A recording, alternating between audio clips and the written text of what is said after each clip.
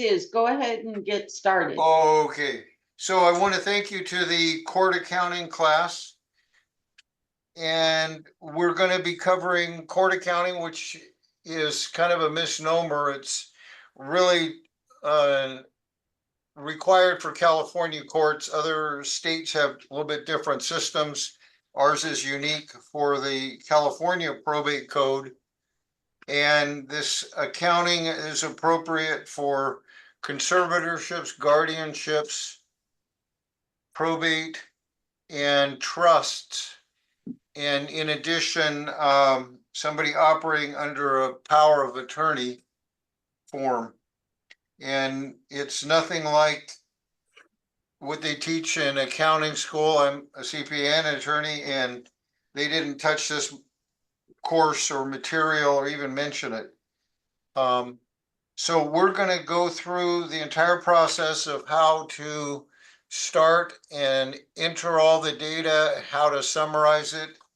And we're also going to include how you write up a cover letter or petition to submit to the court with your accounting to get it approved. So at some point, you're going to need to file a petition within your case, and either on a regular hearing or a special hearing just for the accounting. So it's required for probate, conservatorships, and guardianships. If you're doing accounting for a trust, it's optional that you get it approved by the court. And usually for the power of attorney type transactions, those don't need to be approved by the court in case there's some dispute.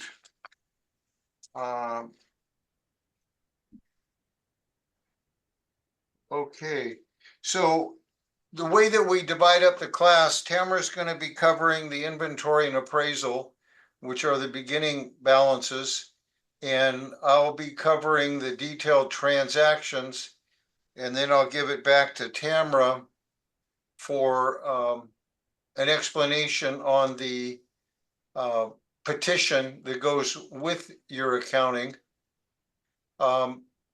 Hopefully everyone got the materials that we handed out in the class.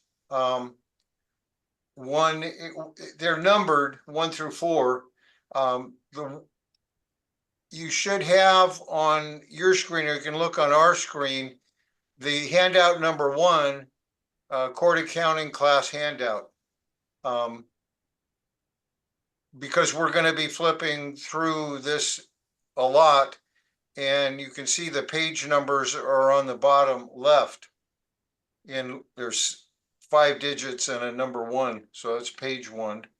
And I gave you on the bottom of that page the link to get the actual handbook for conservators, which we've taken the accounting parts out of it, but there's a lot more information and for guardians conservatorships, and it's helpful for trust fiduciary trustees. So at this point, I'd like to turn it over to Tamara, and then we can start at the beginning of the accounting process.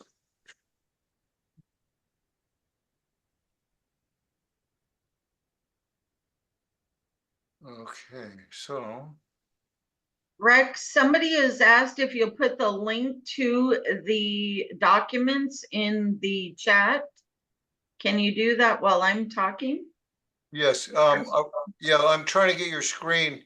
Change host. Okay, so I'm going to change host to you. Okay, Tamara, you're the host, and I'll look for the link. I lost where my stuff is. Sorry, y'all. Nope. Okay, there we go.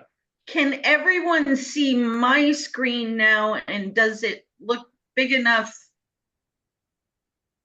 No, I cannot see your screen. It looks like it's snowing. Yes.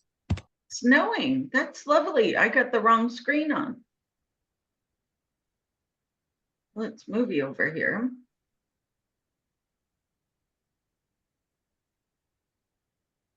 Apologize, it's not wanting to cooperate here. Sorry, I gotta switch screens.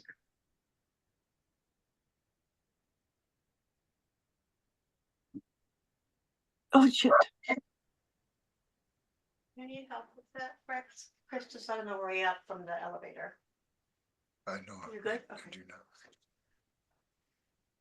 Okay, can you now see my screen? It's still snowing. No, I cannot see it. Okay, now I've got 4 screens, so I'm trying to find which Oh. screen it's sharing. Now we're seeing your manual. Perfect. I think we have it. Mhm. It is small. It's about half the page. Okay.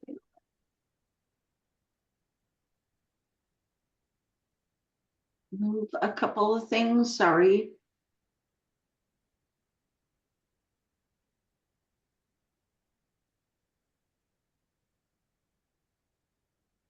Wonder Yeah, if I that, can- I mean, it's clear, but Better? yeah, it's still, you've got about 8 inches on either side of your document. Yeah, I can't change that. Yeah. The portrait view is not pulling it all in portrait. Everything is in landscape. Hmm.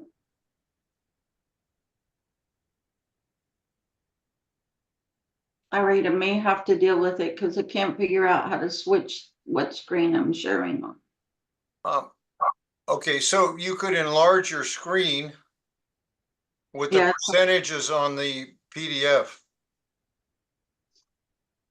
Yeah, I get that, but I'm on the laptop, so I can't tell when it's or it's sharing my laptop. Well, can everybody see it enough to just use that, or is it too small? No, that's fine. I think it's a little small. Even with my glasses on, it's hard to read the words. So if you could go up maybe to 125%.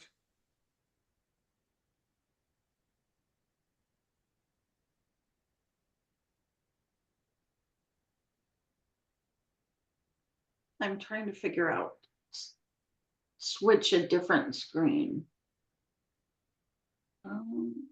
If you want, I can run the screens from here, Tamara. Okay, go for it. Okay, I'll figure out how to switch my screens while you're talking on the other okay, part. you're gonna have to go on my picture and give the I stopped sharing. okay, let's see. Can everybody see Appendix C? No. Okay, so where's I lost. Why have we never had this issue before? Okay, Tamara, you've got to give me host back. Hun, On the upper right of my picture, or your picture, you can change host. I think I figured out how to share my proper screen. Okay, Oh, we see snow. I know I'm moving it right this second.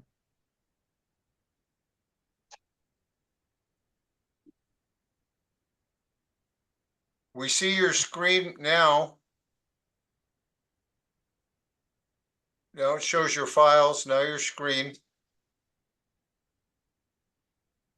And it fills about 30% of the visual. It's really tiny. This is crazy.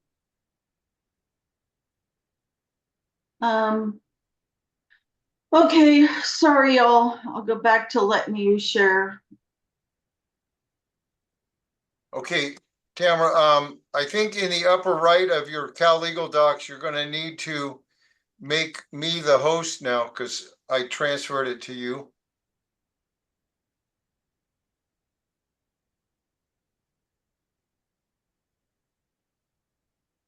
See it. Can't get anything back because I lost now.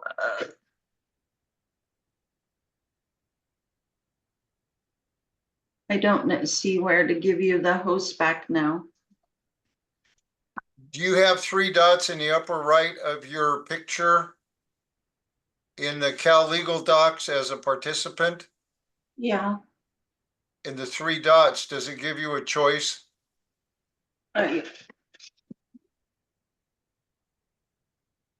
You're hosting now. Or should be. Okay.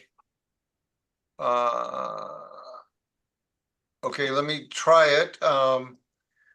Where's my documents? I know. Share, okay. I've never had There's- this before. Oh, okay. So share, and now I need the documents back. Where'd they go? We get so many layers on these computers, and Windows doesn't help with all its goofy things. Can everybody see that it says Appendix C? Yes, we can see it. Yes, okay. Tamara, call out what page you would like and I'll bring you there. Keep scrolling down. I want the inventory and appraisal page. There you go. Back up. Okay, sorry about that.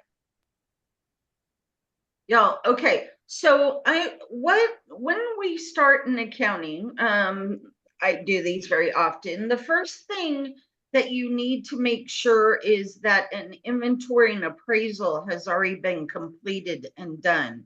Because without this document, you are unable to even start an accounting. Now, there are going to be a few other things that this document relates to. This will give you your starting assets or your beginning assets at the beginning of the account period. It will tell you a lot of times if you cannot balance. The first thing I ask for when people call me and say, hey, can you help me figure out why I can't balance?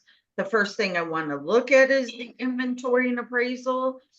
So this is the first document you're going to want to begin with. And I'm going to run through it real quickly if you have not started it or done it. And if you have already done it and turned it in, you can just roll along real quickly. So this form is going to be known as DE, meaning decedent's estate. That will be probate terms. That is the 160 up top. And then there is a GC, which means guardianship or conservatorship. They will refer to the form as the GC 040. And really all it means is the inventory and appraisal. So this form will be absolutely blank, but I mean, you'll need to fill in spots. It won't be completely blank, but you'll need to fill in certain information. So if you are a pro per, our example lists an attorney, but we're going to make the assumption we have no attorney here, and it is just going to be you. So you will indicate your name up top, the address, your address, phone number, email address is optional. But what I do suggest is you always give an email address, because there may be times where a court clerk, a file clerk, a probate examiner may wish to contact you. And the way they will do so is by using that email address. So it is good to give or let them know the email address. Under attorney 4, that would be you. You will put your name, comma, and then If you are the conservator, then you would put you're the conservator. But I also would put comment pro per or pro se, or there are, which means you represent yourself and there is no attorney. You will then indicate the address of the court. So if it's Contra Costa, you would put Contra Costa, the address of the court, and the branch name. And then we get into details on what the state or what the case is about. So in this case where it says a state of, the name of, okay, so it's either going to be the name of the decedent, and then you would mark the first box, or the name of the conservatee, marking the second box, or if it's a guardianship, it'll be the name of and then minor. So there's 3 options on this form. If you're doing a trust accounting, you will not have an inventory and appraisal because that is not required of trustees at all. So if it's a trust, then you will not start with an inventory and appraisal. Okay, to the right, you will see the case number. You will indicate your case number. And then date of death of the decedent or the appointment of the guardian and conservator or conservator. Remember this date right here, again, date of death, if you mark the decedent box, it will be date of appointment, which means the date of that the order was signed, appointed you as either the guardian or the conservator. This is not the date of letters, which sometimes there is a gap between the date the court ordered, the hearing date where you were appointed, and then the date you go down and turn in letters and get letters certified. So you need to remember this date is on the order. If you put a wrong date, then you're going to start your accounting on a wrong date. And you will likely get what's called a probate examiner note back before the hearing that states your accounting does not begin or end on the proper period, or your start date is inaccurate, or something of that nature. And so the first thing you want to go back to is see, oh no, did I put the wrong date here? Sometimes, more so now, the examiners are getting really pretty good in that. Like a couple of times I've done accountings and the person told me, okay, I got appointed on this date. I didn't verify. I looked at their inventory and appraisal. It said that date.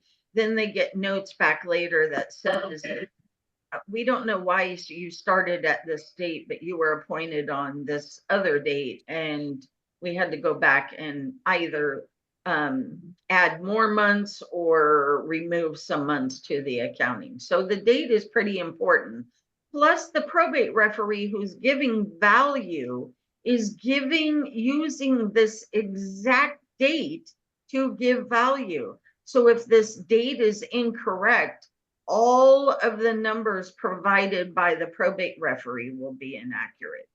Because most of the time it will be, especially like if they're valuing a house or just land or a vehicle or stocks or mutual funds or things like that. This date, the numbers change daily. So if this date is wrong, their values are probably wrong. Okay, regarding these boxes and which one of the boxes you would use. Sometimes I use partial if I want to hurry up and get it to the probate referee, and the conservator or the administrator for a decedent's estate or the guardian has not been able to go to the bank, sorry, and figure out like what's the balance in the accounts or things of that nature. But we do know there's a home or there's cars or there's mutual funds, things like that, that the probate referee can go ahead and get started on. If that's the case, I would mark it a partial because I know I don't have all the assets. And then I would continue completing the form. A final means that you have listed all assets, whether they're cash or non-cash assets. You have listed all the assets that you will be listing during for this case. So a corrected would be, say for instance, you turned in your inventory and appraisal as final, and you found out you had the wrong date, or you found out that you listed cash assets in your bank account as $1, and they're actually $57,000.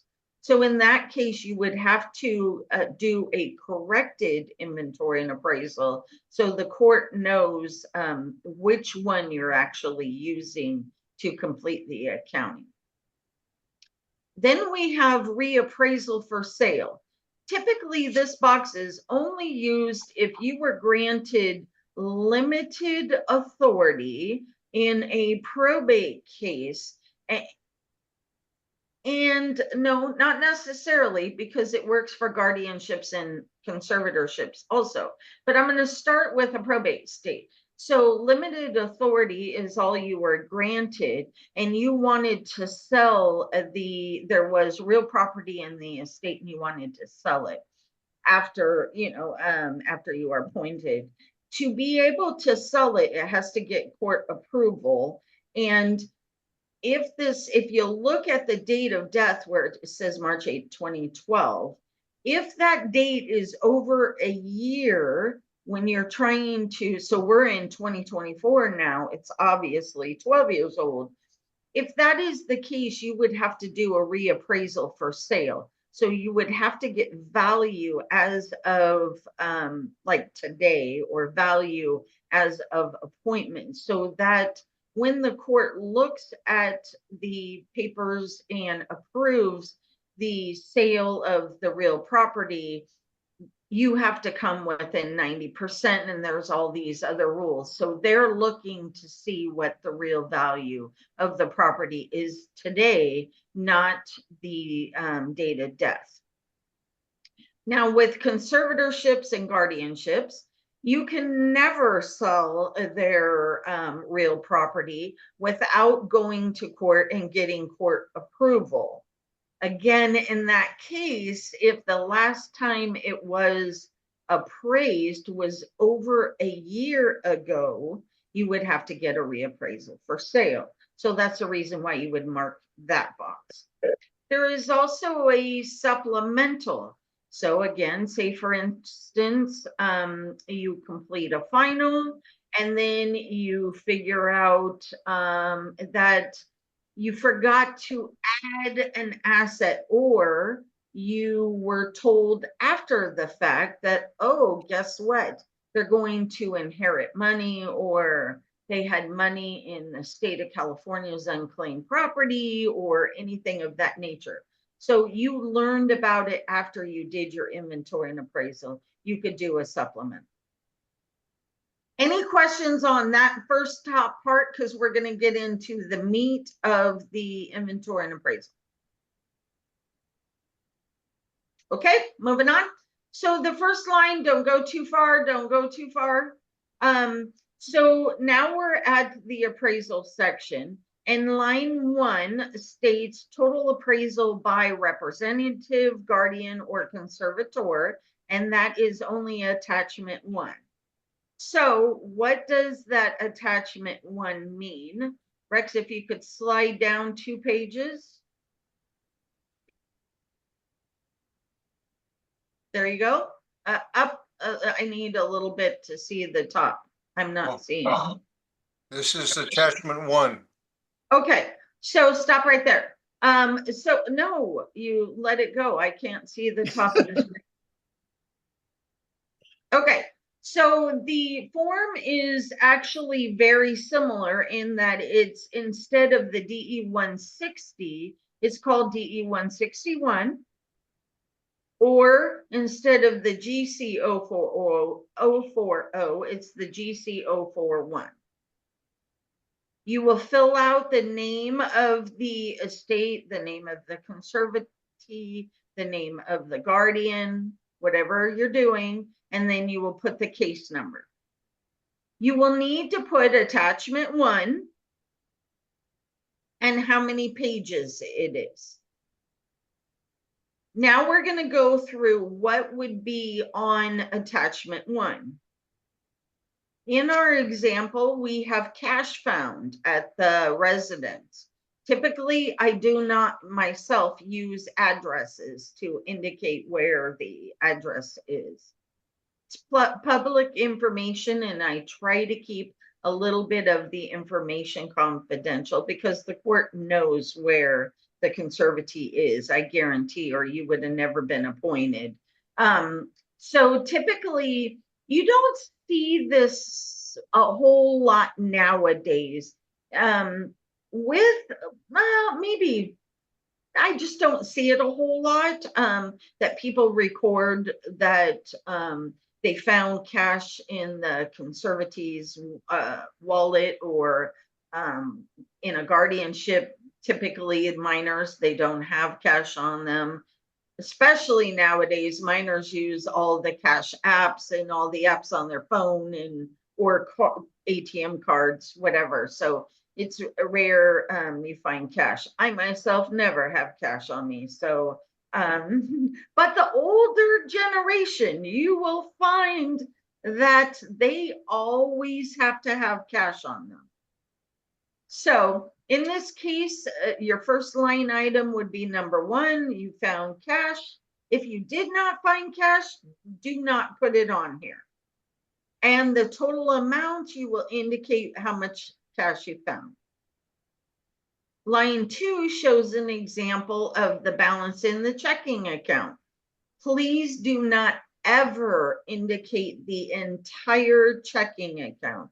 The only thing you need to indicate is either the last 4 digits or the last 5 digits of the account number. And then I indicate, in this case, it says Southern California Savings. I may indicate Wells Fargo, Bank of America, Travis Credit Union, whatever credit union, but I do indicate that. I do not put the address of the bank because there's so many branches, you may not know where the actual bank was that they opened the account, etc.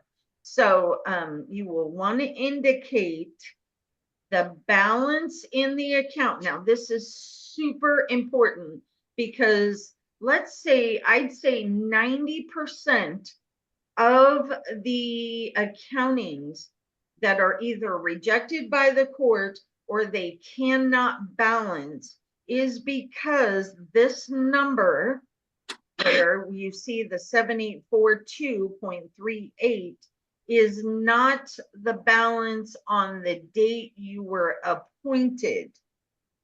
Do not put the balance. So say they have, and I'm going to just keep using Wells Fargo because it's one of the common. So Wells Fargo, you have a bank statement that is August 1st through August 31st, right? And you look at the bank statement and you go, okay, now it's much easier because a lot of the banks will give you daily balances in, on the 2nd, 3rd, 4th page, whatever page it is. Those are super helpful. Some banks, like credit unions and things like that, they do not provide you a balance on your date of appointment. So say, let me use the example, not the 8th, because let's say it's the 15th, and you only have a beginning balance on the 1st and an ending balance on the 30th. You have two options. You can either ask the bank to tell you what was the balance on the 15th, or you yourself have to do a couple of manual calculations, which is start with your beginning balance. If there's any deposits, add those in. And then if there's any withdrawals before you were appointed, remove those out. And then you can figure out what the beginning balance was. But it's really important that your beginning balance or your balance that you report on this inventory and appraisal is accurate. Okay, line 3, balance and savings, same thing. Please don't ever indicate the entire account number. You will only use I myself use only the last 4 digits. In our example, they use the last 5 digits. And again, the balance is very important that it is on the date of the appointment or the date of death if you have a decedent's estate probate. Okay, there are, in this example, there are CDs or certificate of deposits. I myself, although I see them on attachment 1 in this example, I myself put them typically on attachment 2 and let the probate referee value it most of the time, because depends on if the CDs are old or what stage they're at. And I don't go usually as far as indicating the bank they're from, or what names they're in. Okay, number 5 shows uncashed checks from a pension. So what that is when you're appointed, especially for a conservatorship, you know, you're appointed and you don't, sometimes it's your mom, your sister, it could be, sometimes it's a friend, and you may not have gone through their mail, gone through what might be on the kitchen table, might be in a file room, wherever they keep their mail. Sometimes the reason for a conservatorship is the person needs assistance, and sometimes they don't realize they haven't opened the mail or anything of that nature. So it is your responsibility to go in, open mail, see what's there, maybe see what hasn't been paid, gather what the bills are, gather, you know, just things that you find that maybe the conservatee has not taken care of in the last couple months. Could be the last couple of years, you know, it really will depend. So in this case, the person came in and said, okay, we see uncashed pension checks in the mail sitting here on the table that haven't been deposited. So this is an indication of who the check's from and the amount of the check. Nowadays, most pensions and things like that are direct deposited. So I don't see this much, but it still could happen. Number 6, again, Social Security. Social Security, I think, for almost everybody is directly deposited. So you wouldn't see an uncashed check anymore, but maybe you would. Okay, 3rd, we have a mutual fund, an uncashed dividend check, which nowadays, those are usually the direct deposited, but they could also be reinvested to where there's no deposit at all or no check coming to you at all. So basically, those are your cash assets. Other examples that you might run into, but you would think it might be cash, but it probably I would probably throw it to a probate referee, depending, is coin collections. Keep in mind, to you, that's cash, and you would think it would go on the cash attachment 1 here. But truly, if you're talking very old coins, the value of the coin might be more than the actual coin. Say it's a nickel, but say it's a specific collectible nickel. It's not worth 5 cents. It could be worth $5. It could be worth $5,000. But really, that's not you to determine. That would be for the probate referee to put on there. So that's really the only time. Now, say for instance, you find a bucket or a hole, and I always use this example, but my dad used to keep really old big coffee cans and a whole bunch of change in the closet, coffee cans. Now, honestly, do you think I was going to count every penny, no. I probably, if I was doing an inventory and appraisal for him, I would have just probably done a guess, if you want to know the truth. Because that's extremely, he had cans and cans. The other thing would be, you probably could go take it to one of those coin stars, but they do charge a little bit. But take it to a Coinstar thing, put it through there, and then get the cash, and then deposit it into the person's account.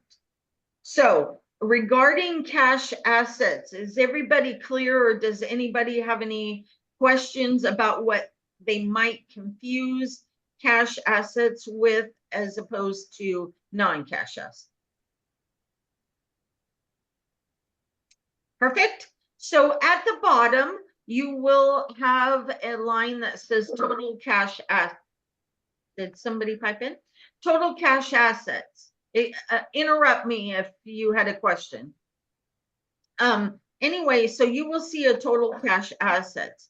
You will need to add up lines 1 through 7, or maybe you only have line 1, or maybe you have only line 1 and 2, but you will need to add them up and put a total at the bottom of the screen. I mean, at the bottom of the form. In this case, we have 57, 844, 59. And then Rex, if you want to go up 2 screens, there you go. You will indicate that total right here on line 1. You'll notice it's exactly the number. Attachment 2. Attachment 2, you will not indicate on the cover page what the total is. That will be filled in by the probate referee. So now we want to go down 3 pages. This is a tiny bit of a pain.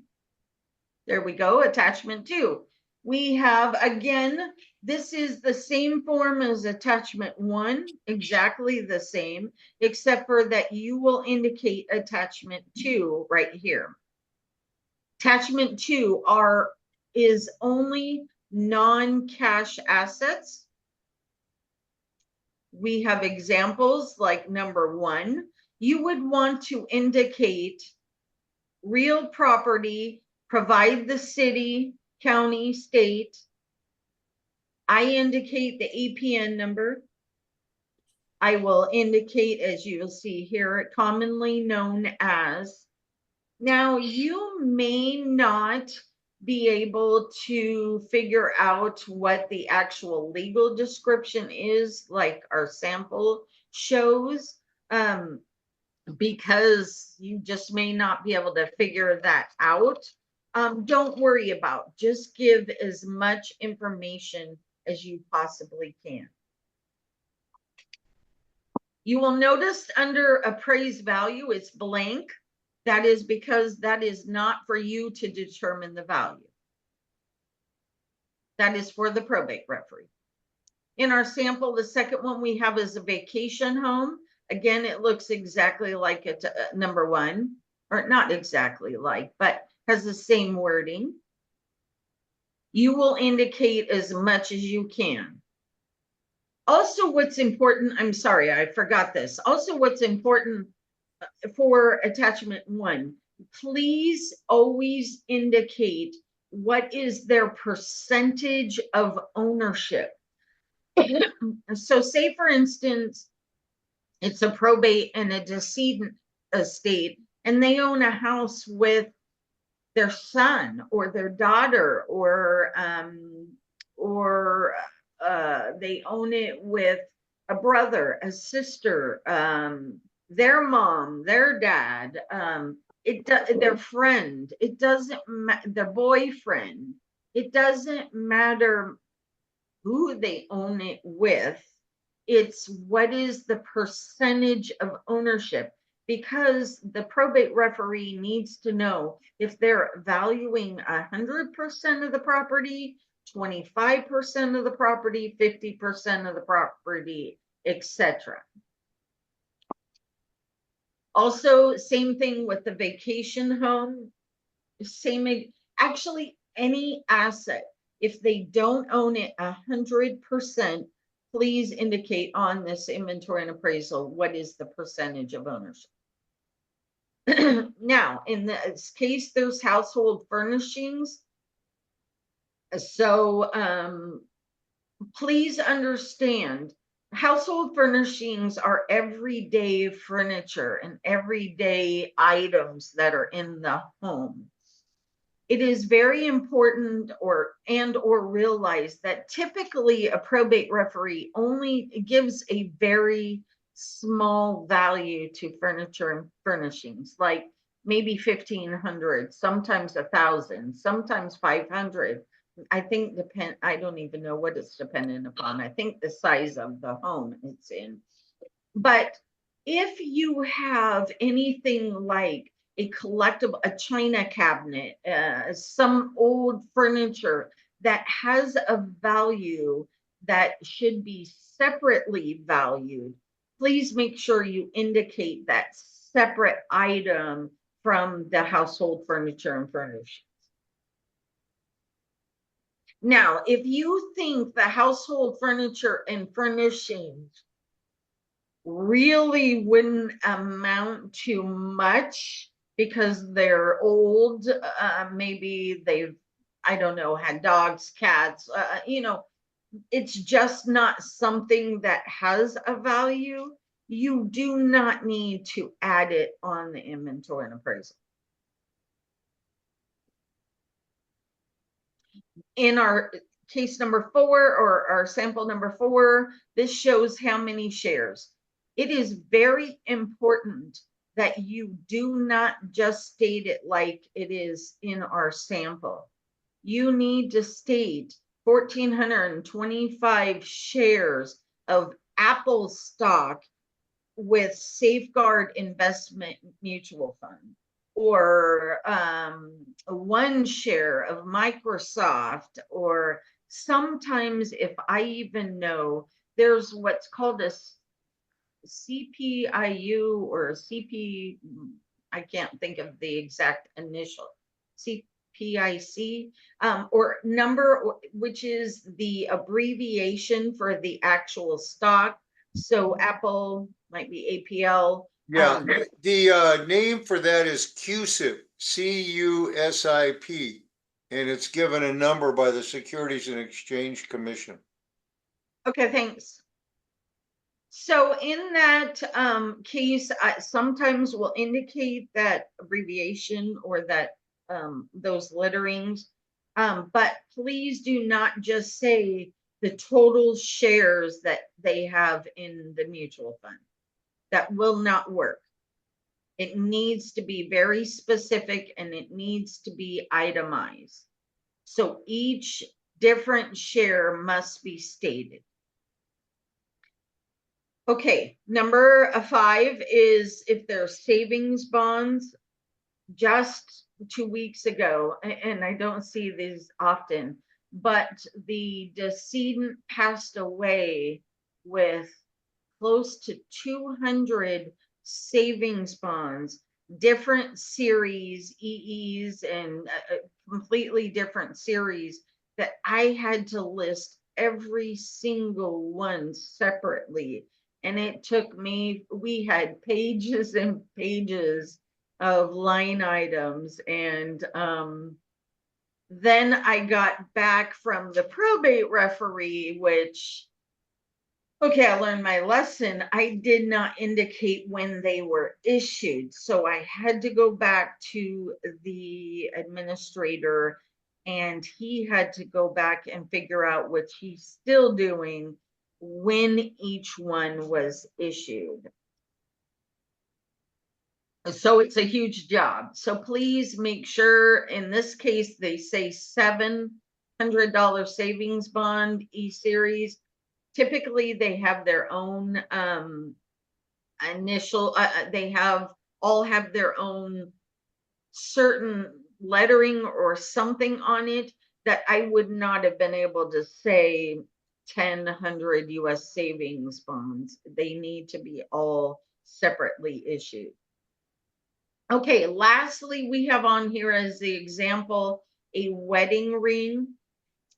A lot of people ask me, well, why is that important? You know, who cares? It's on her hand. You know, why would that have to be stated?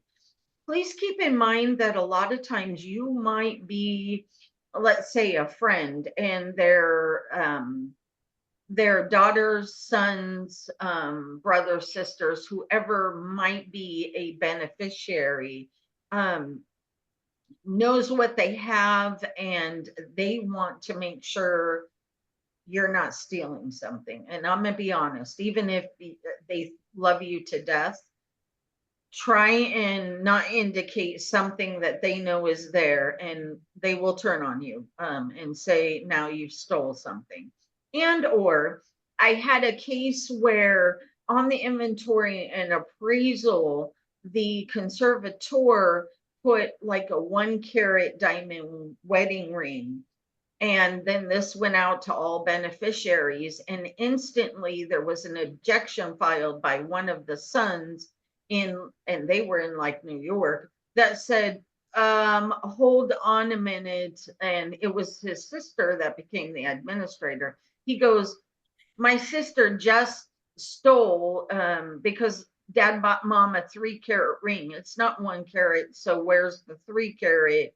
Sister said, I didn't see the 3-carat. And then he turned around and filed this huge case against her for theft of the ring. And it's still going on to this day. So I always like to indicate stuff that somebody else will, another beneficiary, whether it's a son, a daughter, a brother, sister, whomever, will find it valuable, because then you've indicated it here. Once it's indicated here, you know, you've limited your liability. You can add any other thing that you believe is needed to be valued. These are only samples. But then again, slide down a little bit, Rex, on the screen. There will be a total non-cash assets that will be left blank. Now slide up 2 pages. You want this?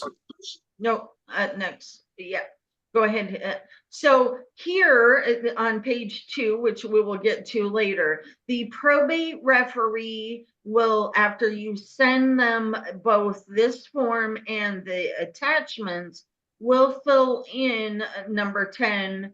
They will date, they will print their name, they will sign, and then go up 1 page. Okay.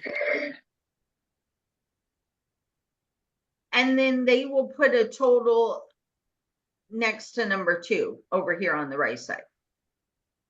They will also put total up all the assets. They will take your total up top. They will take attachment 2 total, and then they will put a total here. Any questions on that portion of the inventory and appraisal? Yeah, I had a question on when do you contact the referee? The probate referee should be, okay, so you will obtain a probate referee on your orders. It's either going to be. Yeah, it's on my letters. Okay, no, on your But order. I didn't the know if I'm supposed to contact him or he's supposed to contact me. I didn't know how that No. works. They never know when they're getting appointed by the court. They never, ever know. The only time they know is when you contact them. And And- you are supposed to, as soon as you get your letters, you Oh. should start completing this inventory and appraisal, and you will send the entire package to your probate referee. You have to allow 6 to 8 weeks, I think, for them to complete this. So you want to get this started right away. Okay, and how do I find their number? It wasn't on the, Typically, you would do an internet search and type in their name and then say probate referee, and you will see that they are part of what's called a probate referee association, and it'll give you their name, address, their email address, their phone number. It will give you everything you need to know about them. okay, thank you. You're welcome. Okay, I'm gonna go on. So we're gonna go number 3. You will mark all if it is a final. That's the only time you mark. Well, basically, if you're doing a corrected, you could also, if it's all even a supplemental, if it's just if you now say, okay, this is really all, or you will mark a portion if it's only a partial. Or if you're only doing a reappraisal for sale, really you're only asking to have the real property reappraised, so it's only a portion. Okay, number 4, you would indicate, so keep in mind there's 2 boxes. You're either going to indicate the first box, which no probate referee is required, or you're going to enter the second box. The first box, no probate referee is required. Say, for instance, your estate only includes cash in a checking or savings account, or cash on the person. In that case, you don't need a probate referee because it's cash. You value cash. Anything that's just a cash asset. So maybe your decedent, your minor, your especially like a minor. What if your minor doesn't have any real property, doesn't have a car yet? They're 5 or 4, they only inherited cash from a inheritance. In that case, a probate referee would not be required. You would fill out only attachment 1, put 0 in the up top in line 1 and 2, put 0 on line 2, and then your total would only be your cash. If that's the case, and you don't need a probate referee, you do not send this form to a probate referee. You would just turn it into the court. Now, if you do have non-cash assets, you would mark the second box, which states by order of the court. Now, the order of the court is either going to be your DE 140 or your GC 040. That is where the court has indicated who the probate referee is. So that is the order date they're looking for you to put in that spot. Number 5, if you have real property, when you receive your letters, well, let's back up. You're either going to mark box A or B. A is you have no real property, and B is you do have real property. What you're stating by marking box B is it was your responsibility to contact the county assessor and turn in what's either called death of real property owner, if it's a decedent's estate, or the change of ownership, if it's a conservatorship estate, that you are now in control of the property and you are responsible for making the payments and things of that nature. So that would be the reason you mark box 5. Now keep going down. You will indicate the date you are signing. So when you turn this into a probate referee, you will not have dated or signed it prior to receiving it back from the probate referee. So you can indicate by printing your name on the line, but you won't sign or date it yet. Now, if it's your only one cash asset or you're only completing attachment 1, you will date and sign it because you're going to turn it into the court. You're not going to send it to a probate referee. Number 6 talks about bond. There are a couple different directions here based on when you filed either the conservatorship, the guardianship, or the probate. Did the court order bond be waived? You would mark box 6. If the court ordered you to produce a bond prior to getting your letters, you would mark box 7, and you would indicate the amount of your bond. Now, there's 2 other boxes right alongside sufficient and insufficient, sorry. So say for instance, and I'm going to have Rex slide up a little bit so I can see. There we go. We have assets currently. Let's say we didn't have any attachment to assets. So our assets are $57,844. Slide down, Rex. The bond that you were required to file was the minimum bond, which is $20,000. So if the case is you have a bond of $20,000, but you have cash of $57,000, is your bond sufficient or is your bond non-sufficient? That's for you guys to answer. My bond was waived. Okay. No, I'm saying if the sample is you have $57,000 of cash under attachment 1 and your bond was only $20,000, would your bond be sufficient or insufficient? Insufficient. That is correct. It would be insufficient because it does not cover the amount of cash that you have. Now, what does that mean? Likely sometimes the court, once they receive this, may ask you to increase the bond, or they may send you something that says, hey, we want you to obtain a little bit more bond. And many times they do nothing whatsoever. But you've been honest and you said, I realize my bond is insufficient, but until I'm ordered more, I'm just going to leave it as is. Now, the box 8 is there are times for, well, you really would maybe not have a guardianship then, but there are times that you can decide instead of a bond because maybe you cannot bond, or maybe the bond's too expensive, anything of that nature. You can decide to put all of the cash assets into a blocked account, and in that case you would mark number 8.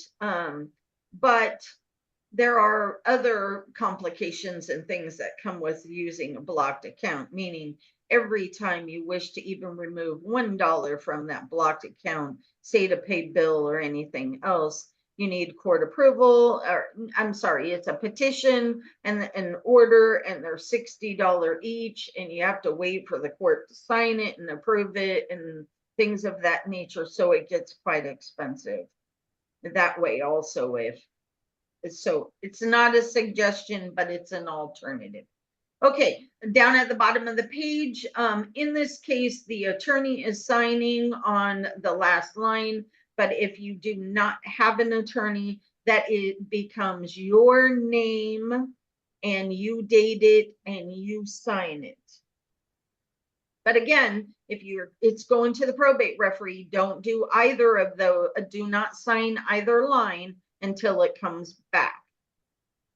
So we have covered, and then the next page I already talked about. So we have covered the entire inventory and appraisal and how it's going to start. Again, it's really important that your numbers are accurate, because the very thing that a examiner is going to look at is the first thing they're going to do is look at this inventory and appraisal. They're going to look at it line 1. They're going to look at line 2. They are going to match your line 1 and line 2 with your accounting. If it does not match, they probably won't look at anything else in your accounting. They'll just reject the whole thing and say, there's a discrepancy between beginning balances or inventory and appraisal, or they can use whatever language they want. So if you do receive that type of note from them, just know where they're gathering that information, verify it's accurate. And then if it is accurate, and maybe, and sometimes they are, the examiners are wrong, or, I'm sorry, incorrect, or maybe they just didn't see what you were trying to do, what you can do is do a declaration that says, really, this is correct, and then show them how it's correct. But otherwise, are there any other questions on just the inventory and appraisal? And you'll see why I went into such detail with this, because when you transfer over to doing the accounting, it really will start making sense. But is there any other questions?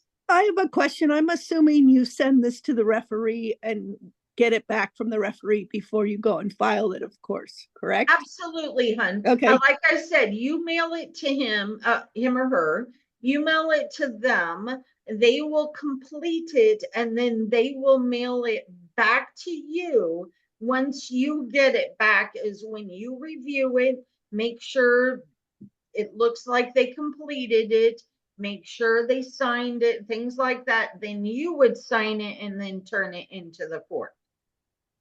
Okay, thank you. And I think there is a rule, but again, I'm not an attorney, so I can't give legal advice, but I think you only have 90 days from the date of appointment that you're supposed to turn in your inventory and appraisal. I have a question about the bond. I may have missed it, but can you repeat how you determine if you need to have a bond if it's a very small estate? So the court determines that, hun. Typically, when you file your petition for probate, or your petition for conservatorship, or petition for guardianship, at the very beginning, they're on the DE 111 or the GC, maybe it's the 111. At the very bottom on the first page, there is a couple of boxes you will have had to mark. Either you marked the box that you wish to waive bond, and you are attaching bond waivers from all beneficiaries or all potential beneficiaries, or all interested parties. If not, or if sometimes the will say waive bond, and you can indicate that, or sometimes if it's unless the bond is waived and you turn in bond waivers, you will be required, or the court will have you file a bond.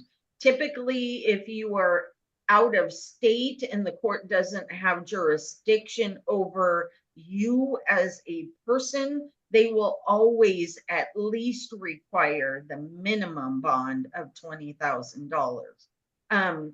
But most of the time, even if you indicate that you're a state, so on your beginning petition, I think it's page 3, you have to indicate what assets you believe at the time you're filing the decedent had or the conservator had. So they total those assets. So say you indicate that there's 5,000 in cash and there's nothing else. Well, you wouldn't be doing a probate. There's 5,000 in cash and there's a home, because typically they may say, okay, the home has to go through a lot to convert to cash. So we'll still only issue the minimum bond because the minimum bond amount is 20,000. Is that helpful? Maybe a follow-up. If it's a probate conservatorship and the total estate is only a couple $1,000s in a checking account, do I still need a bond? Well, have you already been appointed? No. Okay, so if all of brothers, sisters, family members of that conservatee haven't waived bond, then likely the court will tell you they will ask you to submit the minimum bond. I'd Okay. like to address that question also. There's a request for order for waiver of accounting for small estates if the value of the net assets are less than 15,000.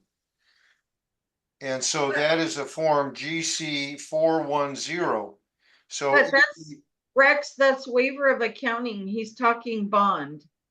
I Well, understand. actually, if I can get rid of the whole accounting, it's fine. It's only a couple $1,000 estate. What I would do is turn in the inventory and appraisal with the cash and the small amounts and the request for waiver of accounting at the same time, and try to get the judge to agree that you don't need to do the rest. That would be great. Thank you.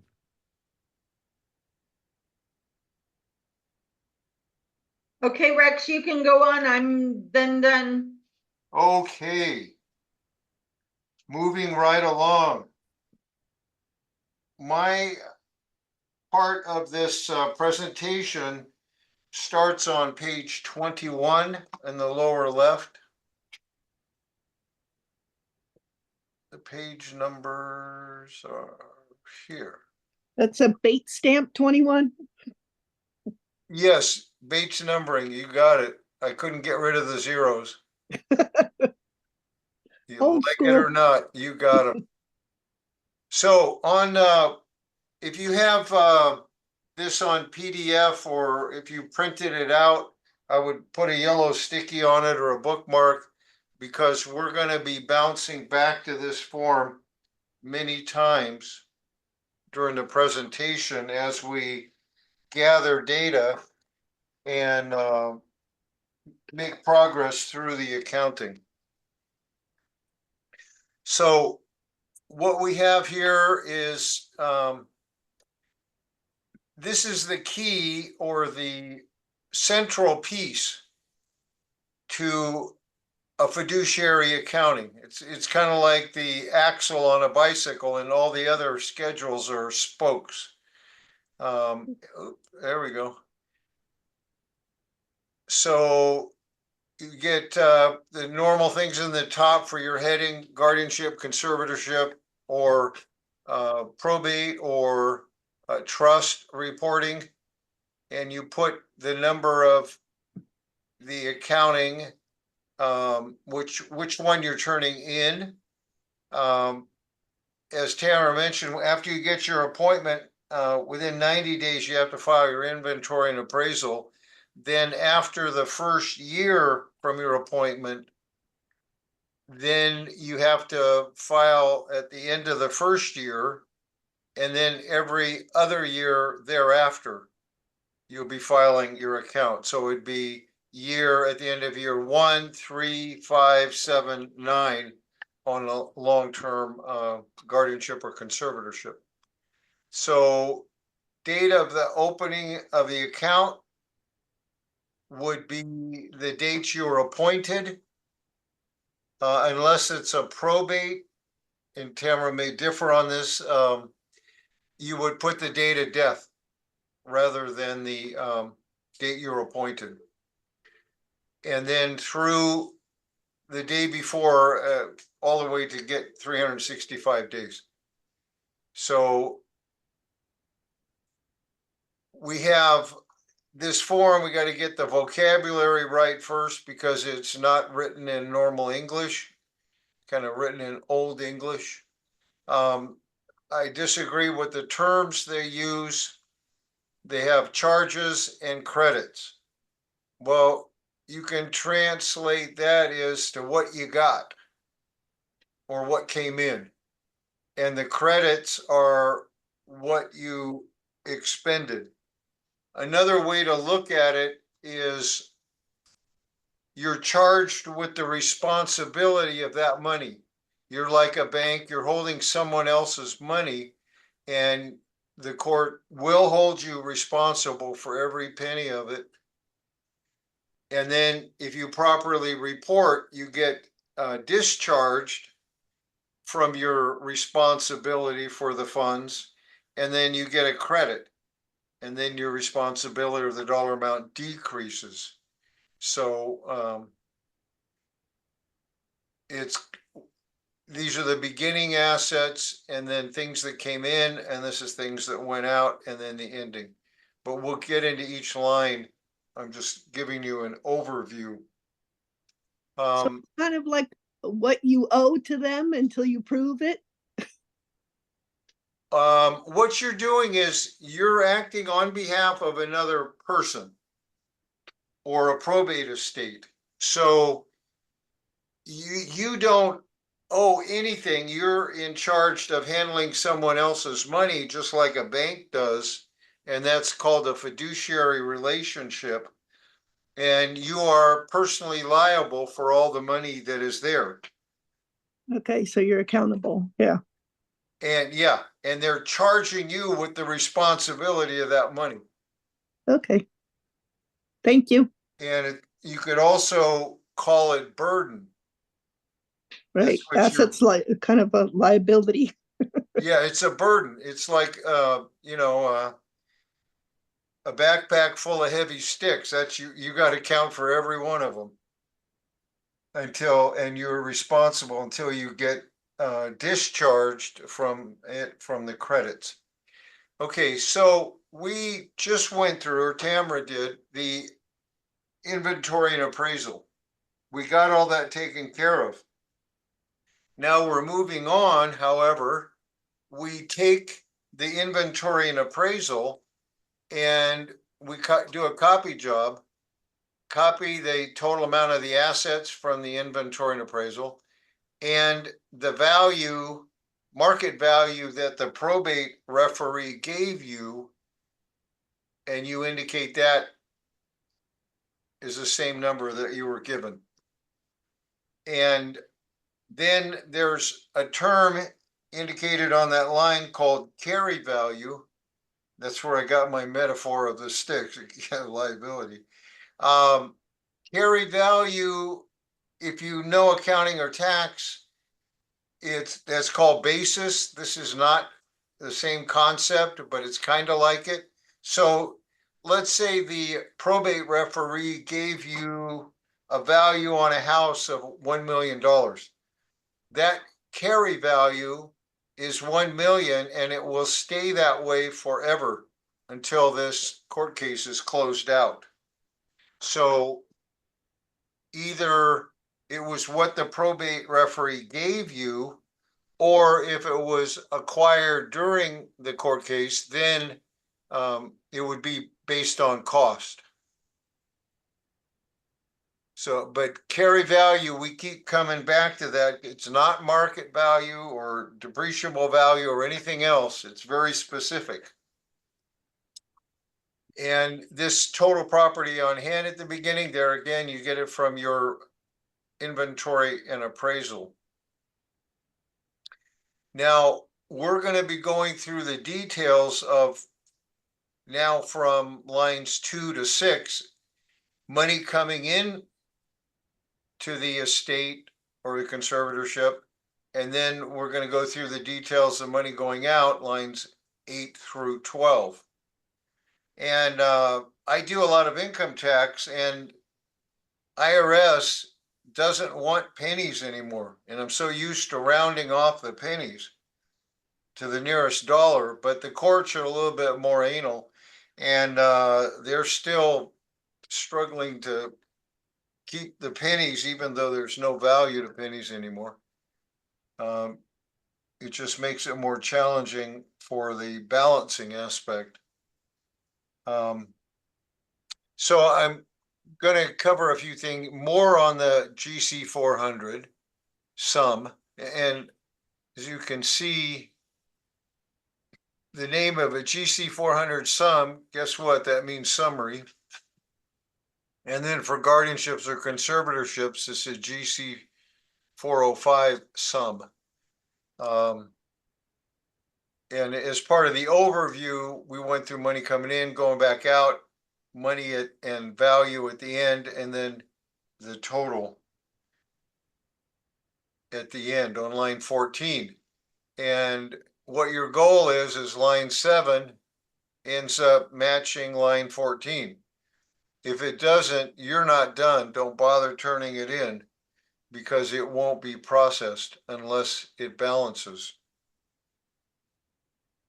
And it's a major nuisance when these things don't balance. Since I had done accounting tax forever, I got an adding machine with paper, but a lot of times these days people don't have that. When you're using a computer to add things up, you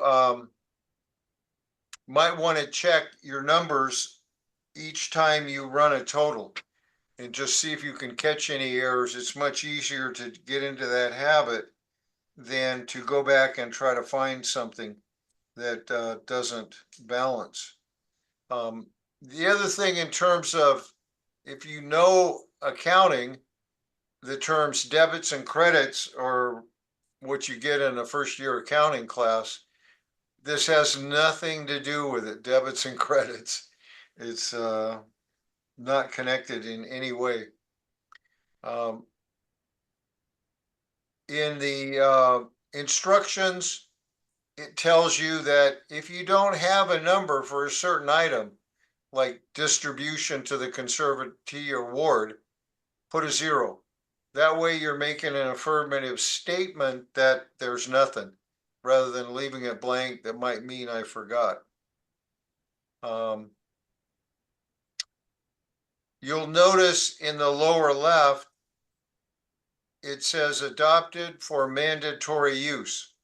The Judicial Council makes that determination, and the Judicial Council, I've gone to some of their meetings, they're like the board of directors for the California Supreme Court.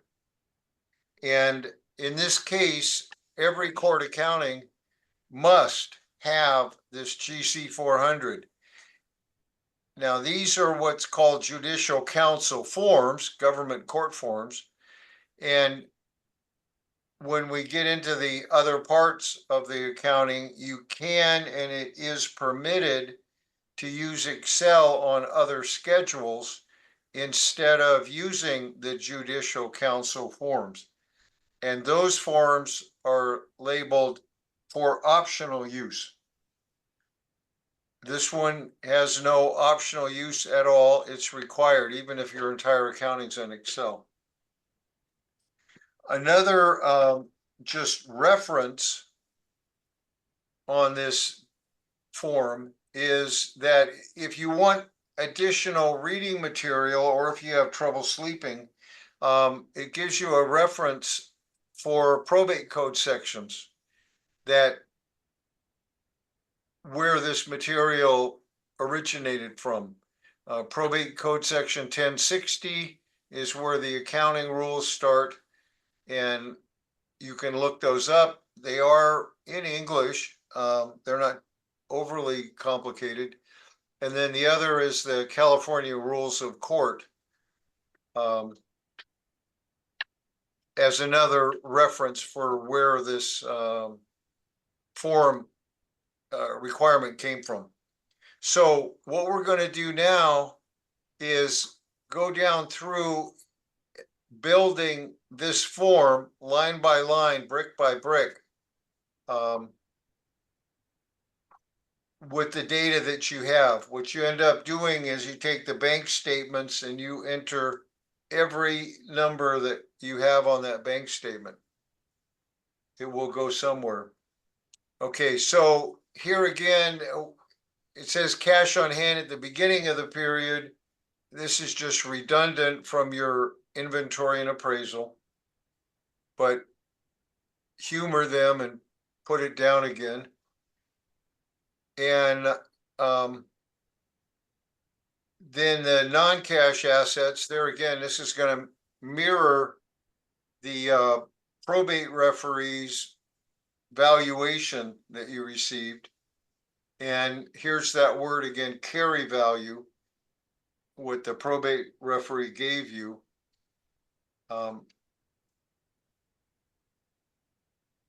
Another comment when you're doing your accounting for multiple years is you'll have assets in a sequence. Most people will end up putting a number next to it. And what I try to help the probate referees evaluate the accounting, you would put, you know, bank account number 1, bank account number 2, investment account number 3. Those numbers, those line numbers should stay the same regardless. Anything in the future gets a different number. If you sold the asset that was item number 4, never use the number 4 again. It just helps cross-reference from multiple years.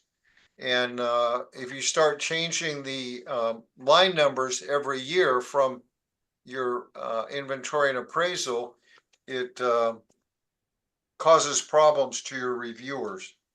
So as I mentioned, the cash on hand at the beginning and then the value of the non-cash are just basically copy jobs from the GC 400s, line 1, A and B. So simple. I have a quick Go ahead. question on the non-cash assets, which is that an estimated value of like real property? And then what if the house didn't sell for that actual amount, if it's sold for higher or lower? Okay, so where the question relates to page number 21, 1B on estimated value. So, and thank you for bringing that up. So You're you welcome. listed house might be asset number 3, carry value 1 million. Now it says estimated market value. This is arbitrary, you're not going to get subject to purge or anything. Just go on Zillow or some of the other Redfin or internet wherever. sites, yeah, and come up with a market value. So it's an estimate. It's not actually what it's going to sell for. Yes, that is Okay. correct. So the other thing where that doesn't really matter that much on real property, but it matters a lot sometimes on investment portfolios. Okay. So you have an investment portfolio, let's just keep it at $1 million with 3 or 4 different brokerage accounts, and the carry value will stay the same, but the estimated market value will be different each time. Right. And how that helps the fiduciary is if your beneficiaries are upset because the value went down, they sometimes will question your investment prowess and your ability to pick investments, and they might be too risky. So by having it in the accounting, when the court approves the accounting, then the beneficiary can't sue you as the fiduciary because it's already been approved. So Okay. that's a real world use for that So it's market on the value. court. And as the asterisks indicated, On your first accounting, you don't put the market value. You just use the carry value from the probate referee. Thank you. Did that answer it? Yeah, it's an estimate of from the referee. The carry value is the value. It's not, that's the official value in your accounting. It's From the the carry referee. value. This estimate is the fiduciaries. In accounting, we learned the term swag. Stands for some wild ass guess. And that's why I'm saying Zillow. It's not scientific, but it's good enough. You don't have to appraise it every year. They just want to know, like on the investment portfolios where it comes in the most. Right, a If ballpark somebody's, figure. yeah, really, they buy high flyer stocks, going for fortune and they all go bankrupt, it's going to show. And then the fiduciary might get removed because they invested in risky assets. So it's just feedback, Okay. and it's required in your second and future accountings. Okay, so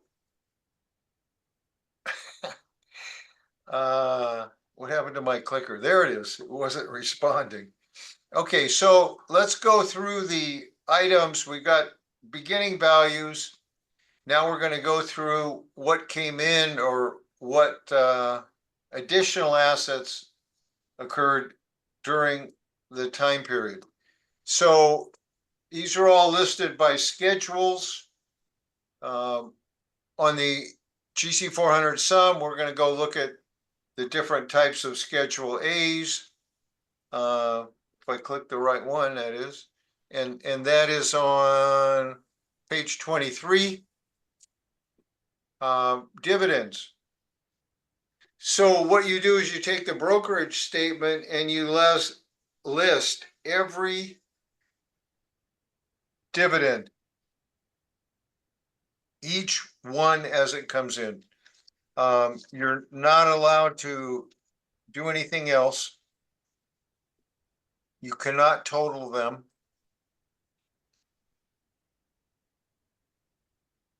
And it's pretty straightforward. You just list them. Then I'll mention it. Okay, so after you get the total dividends, you run this is because there's going to be a subtotal because there's many Schedule A's for the receipts. And there's if you have a large portfolio, there's something you want to avoid, and that is a dividend reinvestment program. So you have a portfolio, don't give me the cash, take all the cash and buy more stock. If you take over a portfolio like that, immediately you're going to want to stop the dividend reinvestment program. The initials on that is DRIP, Dividend Reinvestment Program. I just call it DRIP. The problem why you want to get rid of that right away is that all the cash dividends come in and you've got to list them as receipts. Then the broker turns around and buys more stocks, 0.0003 shares of Hodunk Company. And now you have to do another transaction for those fractional shares. And if it's a big portfolio, the dividend reinvestment program will drive you bananas with all the detail that you've got to account for. So what you would want to do, tell the broker, stop dividend reinvestment, put all that money in cash, and then when the amount gets big, I'll go and reinvest it all at once. So that's just a processing idea. So there are many forms for this judicial counsel for court accounting. In fact, there are 48 different accounting forms, but you don't need to use them all. Just the ones that you have transactions for.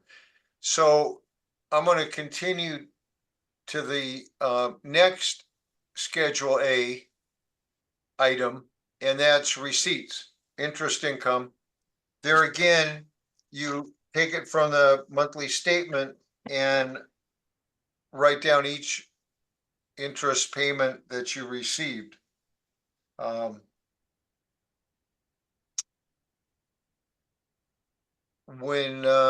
And next thing you end up tracking Schedule A receipts, pensions, annuities. You just list them as they come in. Usually they'll go direct deposit, so you'll be pulling that off your bank statements. Social Security is not for this form. There's a different form for it. So this is just private pensions or IRA distributions also. Then we go to rents. On the rents, you have to list each rent item that was received. And what I do on these is describe the property. You know, this is a 100-unit apartment complex. Oh, this is a fourplex, a single family residence. And the amount of rent came in. I would also describe it, you know, 3-bedroom, 2-bath, or some other, you know, description so that the reader of these will know what they're looking at. This is for passive rental income only. It would not be used if you got fancy and turned that rental into an Airbnb, or if you had a hotel or a motel, bed and breakfast. That does not go here because those are in fact businesses. They're not passive rentals. Okay.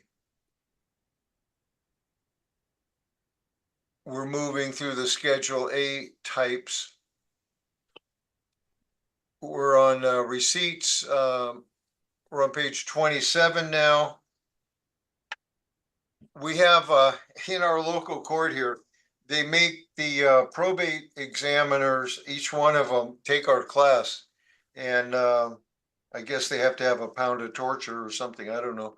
But we had a probate referee and she knew this right off. She called it out.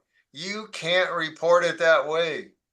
Remember I said you had to report every transaction, and this is a 3-month time period. You cannot report it that way. You have to list each individual one.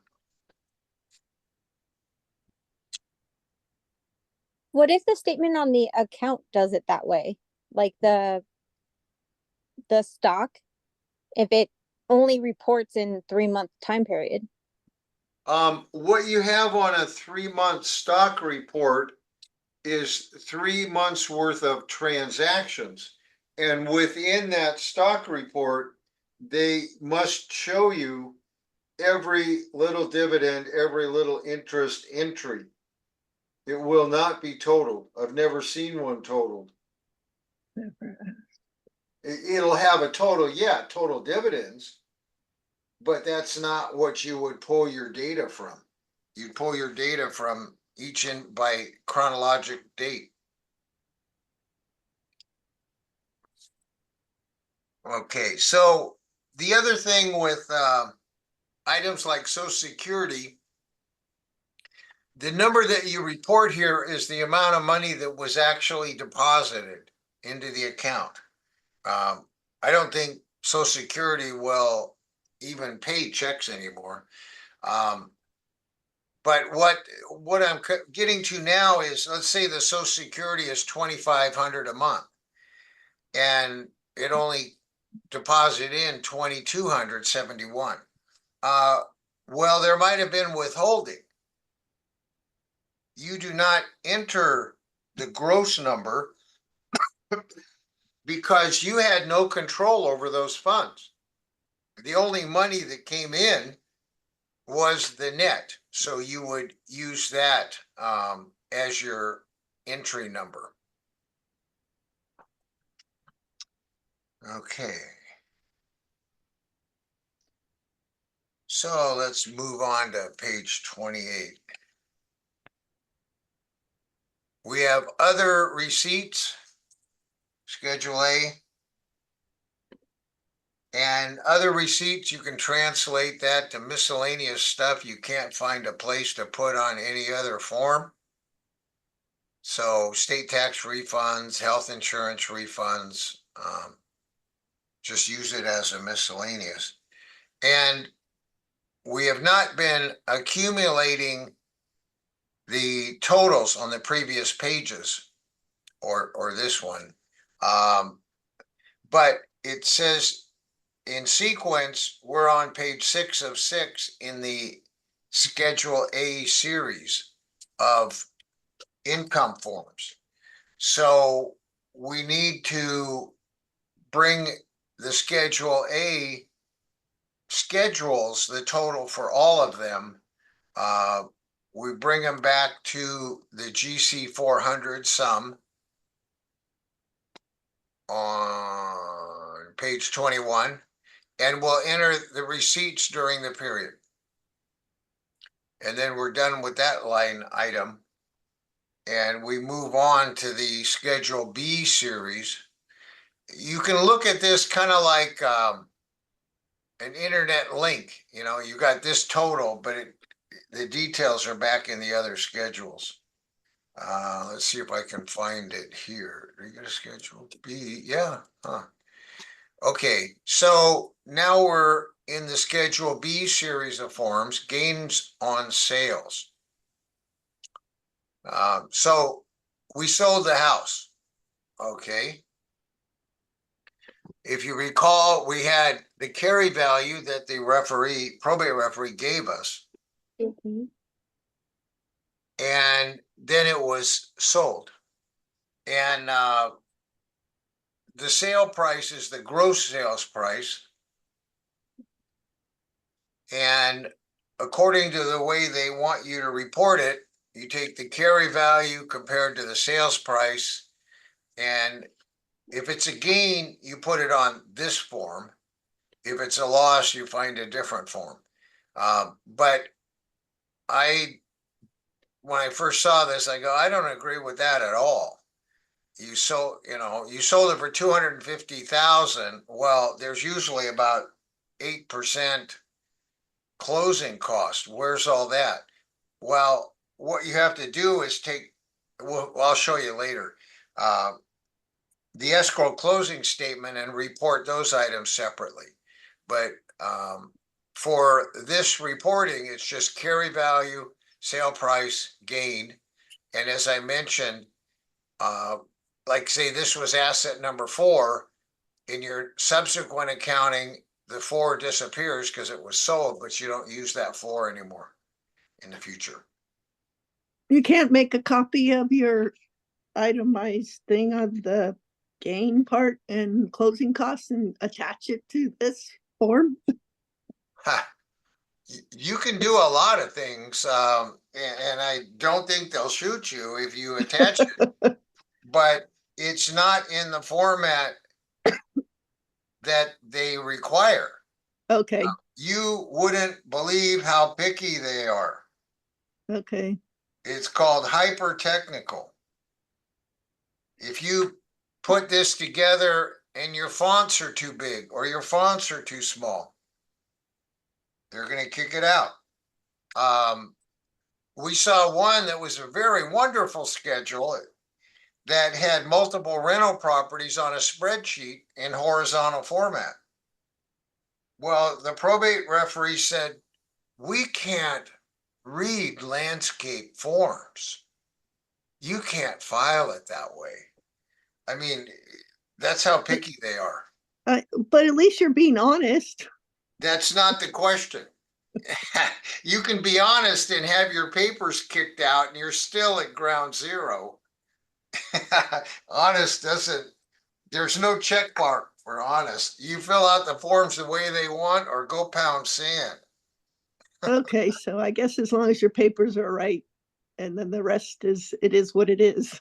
It's gotta be not right. That's one component. Yes, that's the honesty part. And it has to be in whatever format they tell you the format has to be. Okay, Yeah, it's, you get one choice, do it their way. It's kind of like the old saying, you know, court control. heads I win, tails you lose. Which do you want? You're gonna Yes. do it their way. Okay, thank you. You're welcome. Okay, so we sold the house. Now we'll probably, might have to get an increased bond because we have more cash, but that's not where we're at. On page 30, we're gonna show disbursement, care, home, facility, and maybe this is a nursing, facility, skilled nursing facility, which might be 8,000 a month now. Just list what they're paying every month.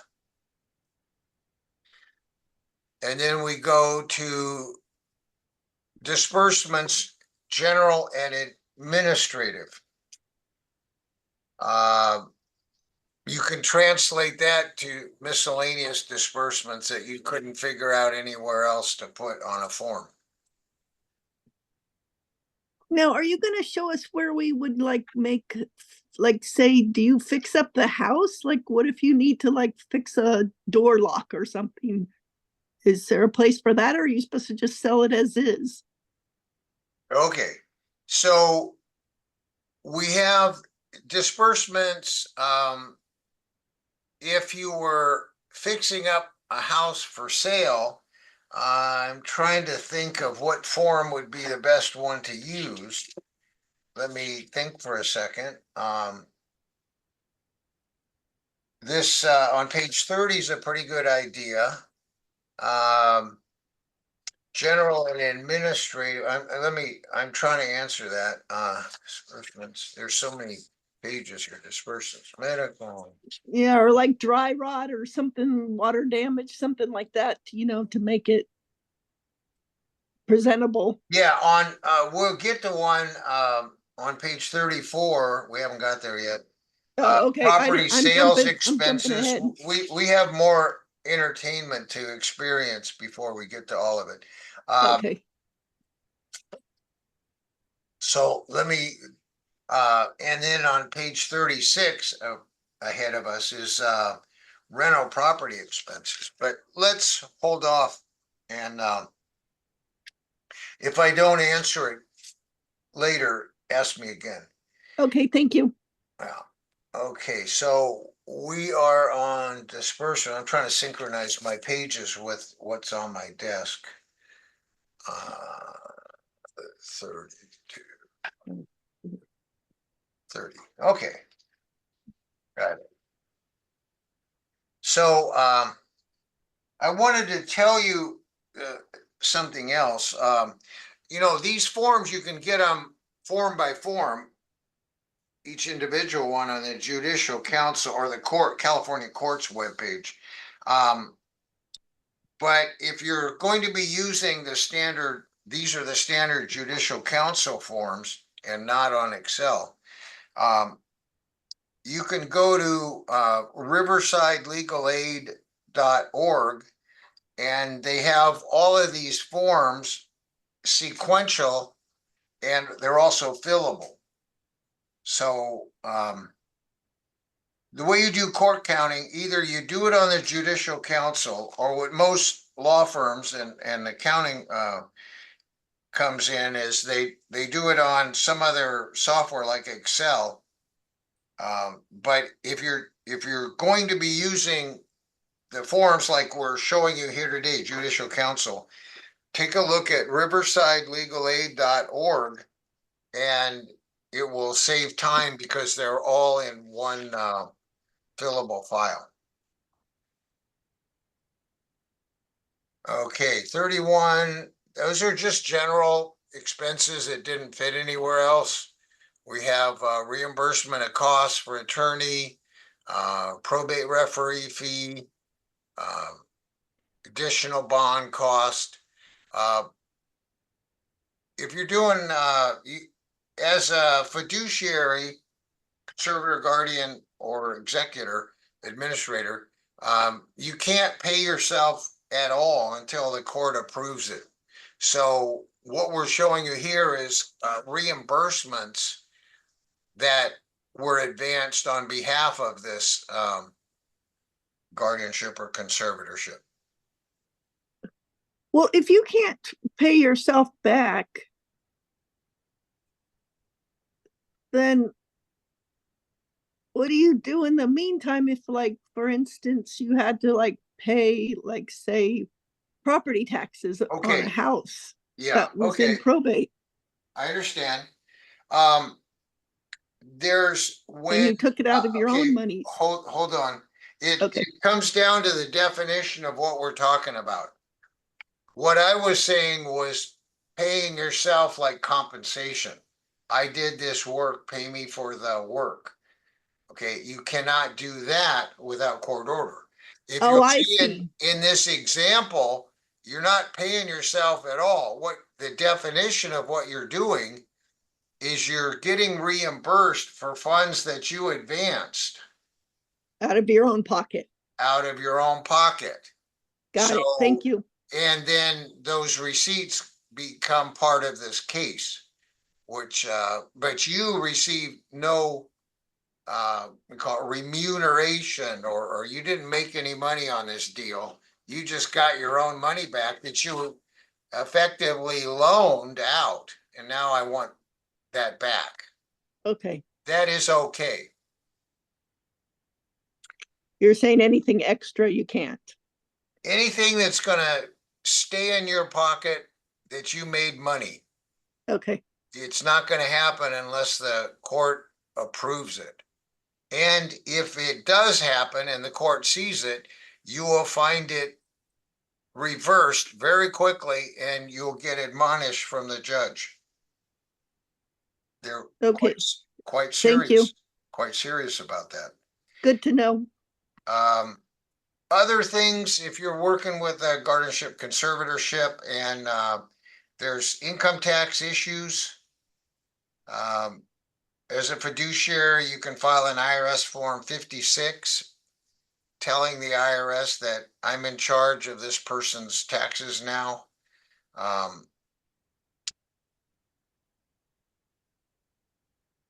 So there are other things if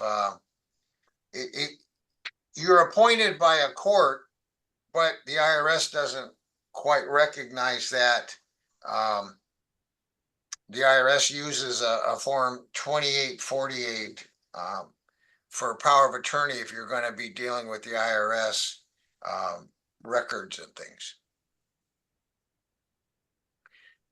Okay, so we're off on page 32 at lightning speed here. We have living expenses. This is the general kind, not the rent for the facility. So miscellaneous, you know, telephone, cable, those types of items. Listing each individual transaction.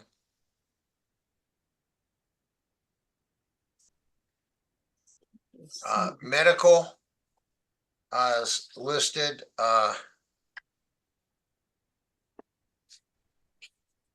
The amount that was actually paid. If there was a big bill and there was only a copay, you would only be listing the copay, not the full amount. I had accumulated some common errors that people do on accounting, court accounting, and let me share some of them with you. Some of these came from probate examiners. The beginning assets not matching the inventory and appraisal. expenses are not clear. So in our area, you might pay something called East Bay Mud. Well, what's that? You know, it happens to be a water bill, but you need to make it clear. And another thing that you want to do to help your probate examiners, say if there's a medical need for the ward, and I say you bought 20 sets of bed sheets, they might ask, well, why are you buying that for yourself? And you might put in the notes that the person's incontinent, so you needed a higher volume.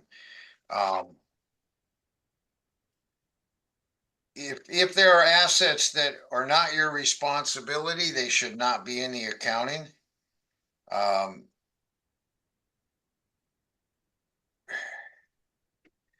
You never list assets at their net value. So if you have $1 million house and a $600,000 loan on it, you do not list it at 400,000. And another one that sounds counterintuitive, you've got out-of-state real estate. You don't do accounting for that. California has no jurisdiction on out-of-state property. Let's see. Another thing that you it's not uniform throughout the California 58 state counties, but the general rule is you have to turn in all your bank statements, original bank statements, and all of your stockbroker reports, originals. And if you don't have originals, now they're starting to allow you to make a statement under penalty of perjury that you haven't doctored up the statements, but the general rule was you had to turn all the statements in. We just filed one, and the probate examiners only wanted the last bank statement, which is kind of new, but you'd need to check with your local court to find out what they require. Each court has a thing called probate examiners that they grade your papers before the judge looks at it. And in our county, they have office hours, like from 9 to 11. You can talk to them, find out some of the details of your filings. Another resource that I'll point out for you, let's see, I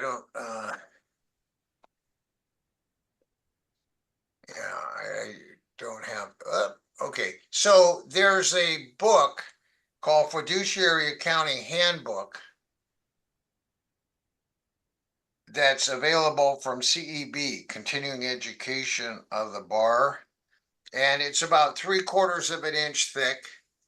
It cost about $350. And it's a reference book. If you're doing a real detailed accounting, or you do a lot of them, you might look into the Fiduciary Accounting Handbook. Don't buy it if you're trying to learn about accounting. It's too thick for that. But I just pointed out as a possible reference if you're interested. Okay, so we've gone through page 33. Now we're on page 34. We have the tail end of that house sale. So we have an escrow statement. You don't have to turn, most courts do not make you turn in receipts. But you're using the final closing statement, and you find all these costs were paid through escrow. And as we saw earlier, your gross sales price is what you're showing here you sold it for, and then all of these costs. There are going to be these costs. There's a term in real estate these are what are called non-recurring closing costs. Non-recurring closing costs. So property tax recurs. You don't see it here. Insurance is a recurring cost. You don't show it here on this sale transaction. And the odd thing about a closing of escrow, the only number you do not show on your accounting is the net amount of cash received from the sale of the property, because you've done it all in other details.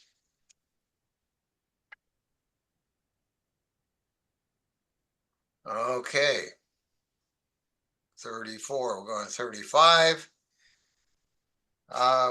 We have this case is an example, sold property for consignment and the expense disbursement, sales property expense again.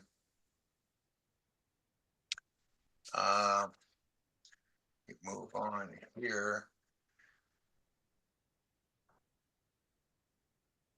Okay, so rental property expenses. We showed the income somewhere else. To me, as a tax person, this is kind of goofy. Should show them together, but they wanted the income someplace else and the expenses here. I would list all the rental expenses for one property, then list the next ones for the next property and total that out. Okay, page 37. Disbursements, other expenses. Now, would this be where you like put home repairs or something to like On before home you repair, sold it's it? a home and not a rental. Is that correct?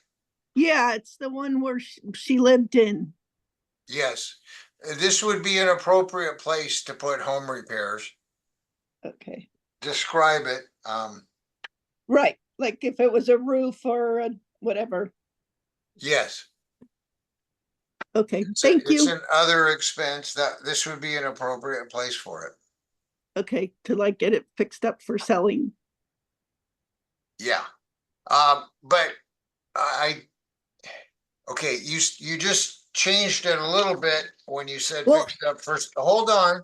Let Okay. me show you what. Let's go back to page 34. And here, if you recall, we had the sales costs, disbursements, property sale expense. There's an argument that you're doing this fix up, you put the roof on, it was part of the sale. We had to build a new fence in, part of the sale. So I would, if it was part of a short transaction fixing for sale, I would list it here. Oh, I meant like something that like say for instance, okay, I guess you mean more of like water damage or something like that would be more of something on the other page, correct? Yeah, something where you're not selling the property. And it's just a normal kind of expense. Needs to be done. Yes. And it's not a rental property. So this is kind of a general schedule. There is no schedule that hits specifically on the subject that you brought up. Okay, So you do the best you can. thank you. And describe it. And if it was like water damage, you could have, payment, to XYZ rescue company for water damage in the kitchen from pipe broken. Okay, And they get it at that point. that's, yeah, since you say you don't have to put receipts, you need to give enough details. Correct. Okay, so on page 37, other items might be here is disbursements, court approved allowance for the ward. Yes, on the household repairs, recreation or leisure for the ward, bank or financial expense, postage, pet expenses can all go on the Schedule C disbursements. And in the Schedule C range, this is page 8 of 8. So what we end up doing is taking all the Schedule C items, and list them somewhere. What was that? Page disbursements, other, page 37. Gains on sale, oh, I know why. We were doing disbursements. So the Schedule C line 8 on your GC 400 sum, you bring the total forward now. And then we'll go to Schedule D. Let me see if I can find my place. I know it's not that one. C E.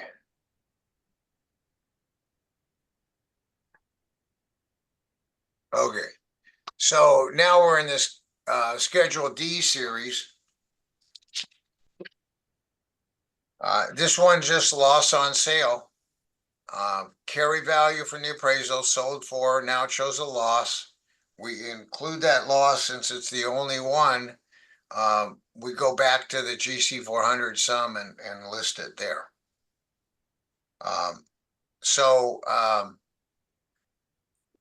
We've listed all of the money coming in and money going out at this point. So your totals here for money coming in and your money going out, then we need to do another thing is what do you have at the end of the accounting period? What's left? And for that, of course, there's a form for it. And let's see if I can find it here. Yeah. So on page 39 is your cash on hand at the end of the accounting period and your asset numbers that haven't changed. And then we go to page 40 and the non-cash. Here again, now we're seeing estimated market value for the shares in the investments. And then these totals for the cash and non-cash are brought forward to the GC 400 sum at the bottom.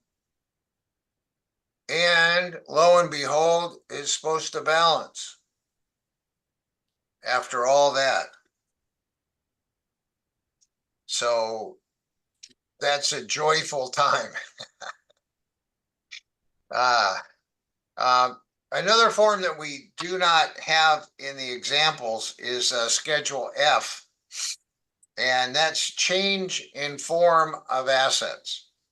So an example of that might be had a bank account at Bank of America, closed the account and moved it to Wells Fargo. So the asset disappeared from B of A. Now, we show a new asset at Wells Fargo. So we show change in form.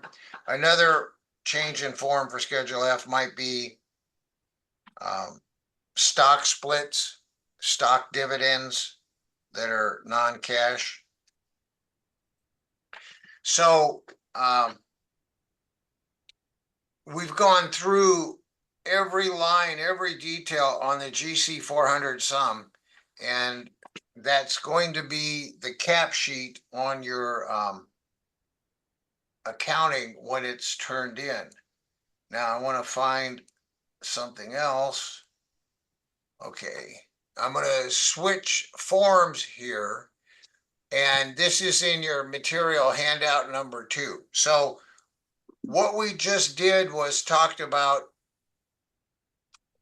money coming in and going out and we showed you the judicial counsel forms.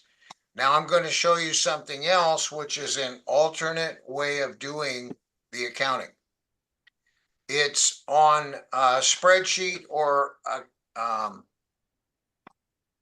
or computer program for court accounting. So even this is the equivalent to a GC 400 sum. You can use it, but you would have to put a GC 400 sum on top of it. I'm showing you this because a lot of times people that do court accounting that are turned in on a regular basis, they're not using the judicial counsel forms that we just talked about. They're putting it in on computer sheets. So this is a format that is usable and acceptable. And so just like here's cash on a property in the beginning of the period, we talked about that in other forms. And then this particular accounting shows receipts during the period in chronological order. Okay, so that's format for all the money coming in. Chronological. Then it goes through the receipts again and says by category. So now it's showing by type of income and vendor, interest and B of A, by category. So you've got the income both chronological and by category. So the court gets a good view of what happened. And then there's the gains on sale of assets. And now we switch and start talking about money going out, disbursements during the account. Accounting period, chronological again, and then we go by category. And there's losses on sale. And then in this example, we have distributions to beneficiaries, required gifts in this example. And then we get back to the ending inventory and appraisal of both cash and non-cash. We have a rudimentary Excel program that is set up to do this formatting. We sell for $50, but you don't really need it. I mean, you could recreate your own. So if you're, that's a choice as you're the required person to do the accounting, whether you're going to do it on a judicial counsel forms or by Excel. Another thing I want to point out before I give the microphone back to Tamara is I have included another handout. It's handout number 3. It's called RLC's non-follow along handout. And I was trying to be helpful and give you a lot of different reference materials for other things that you might find useful. So we have, this is a description we got from a court website on how to prepare an accounting, different description than we gave. This is what the court thought was important. We have a sample of pleading paper if you need it. This is quite interesting in some bigger court accountings that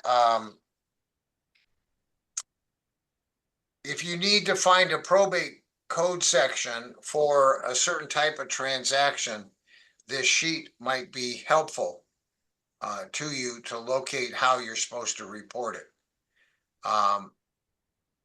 Then this is kind of an example of our spreadsheet.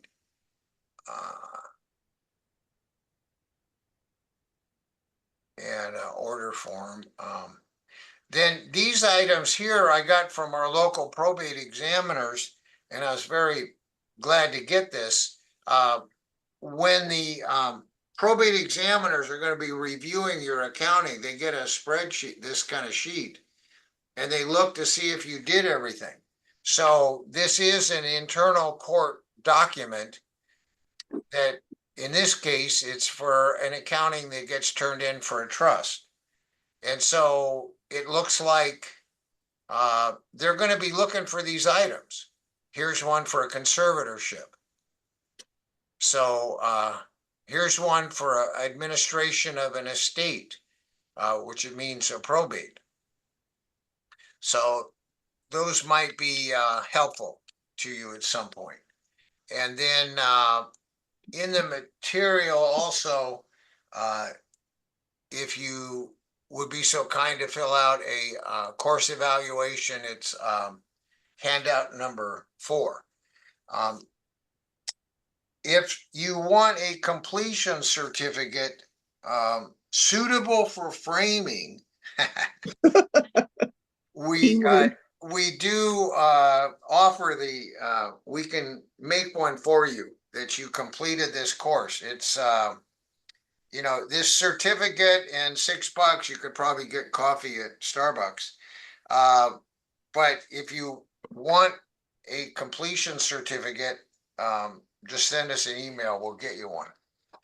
So let me clear the deck here. And I am going to hand it back to Tamara. She's got a whole bunch of stuff to tell you about, but I want to find her spot first. We've already done the inventory and appraisal, and it might be here. Let's see, Tamara, is your microphone on?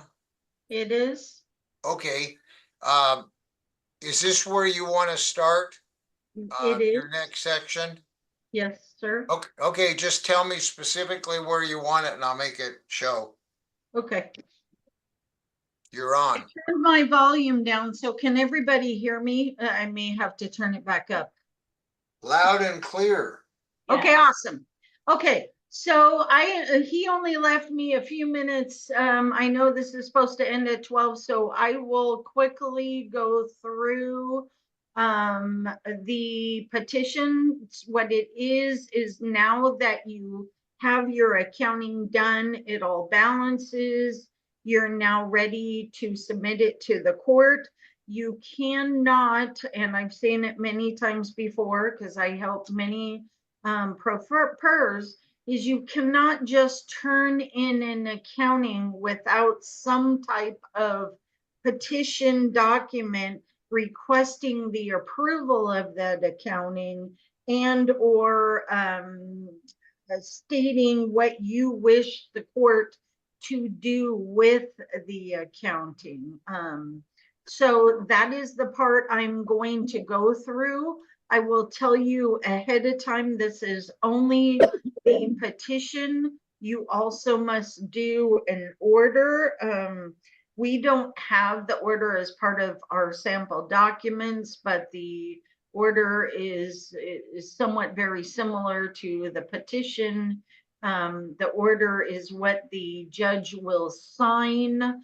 Once you get a signed order from the court, basically you have what they call cut off your liability, because once the court approves the accounting, a beneficiary, a interested party, whatever you wish to call that person, can no longer hold you responsible for the items that are reported in that accounting. So this also stops your liability, not really stops your liability, but because of the fact that when you turn in this petition before your hearing even happens to review that accounting, for the court to review that accounting,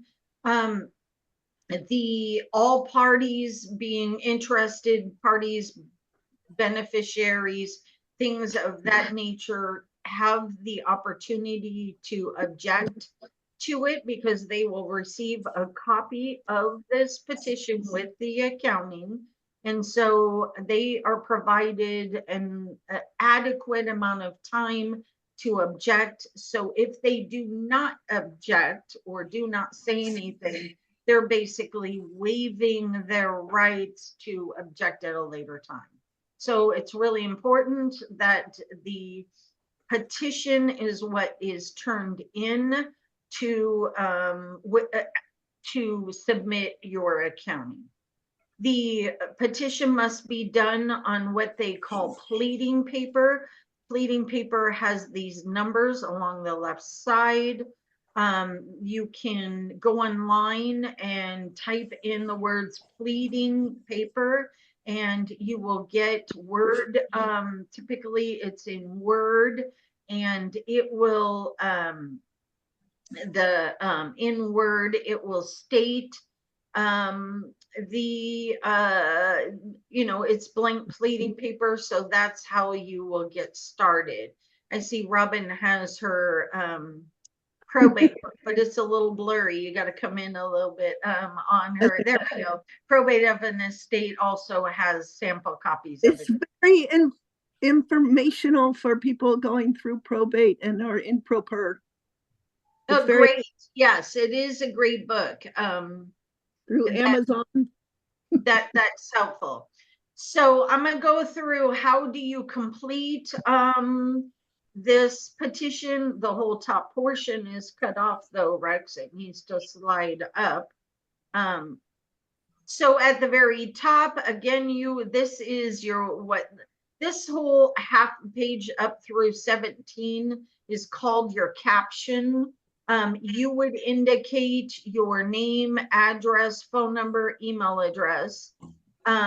You don't need to use the words attorney for. You could just state your name, conservator, comma pro per, same as the caption on the inventory and appraisal.